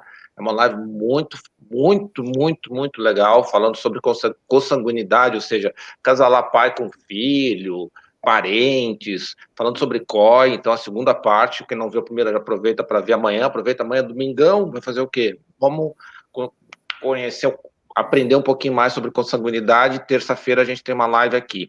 Na quarta-feira, aqui e no canal do Kennel Clube do Rio Grande do Sul, aí do chefe do Freire e do Pedro Lang, que nos ouve aqui. Um abraço, Pedro. Teremos a palestra sobre o grupo 2 com o Renato Almada. E o grupo 2 tem uma raça que talvez vocês conheçam, uma branquinha aí dos nossos irmãos aí.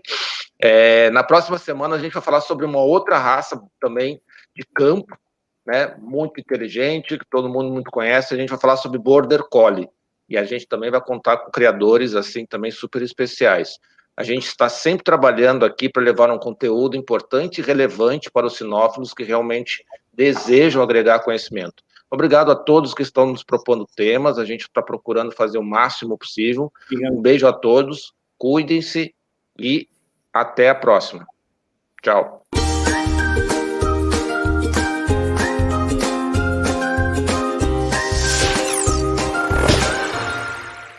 Vamos demonstrar para você um novo benefício que o criador, assinante do Sistema PET, poderá oferecer ao seu cliente.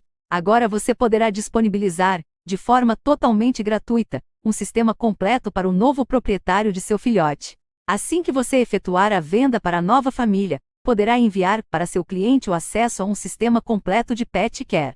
Nesse sistema ele poderá controlar os principais aspectos para ter uma boa saúde, como vacinas, vermífugos, controle de ectoparasitas e até o controle de peso.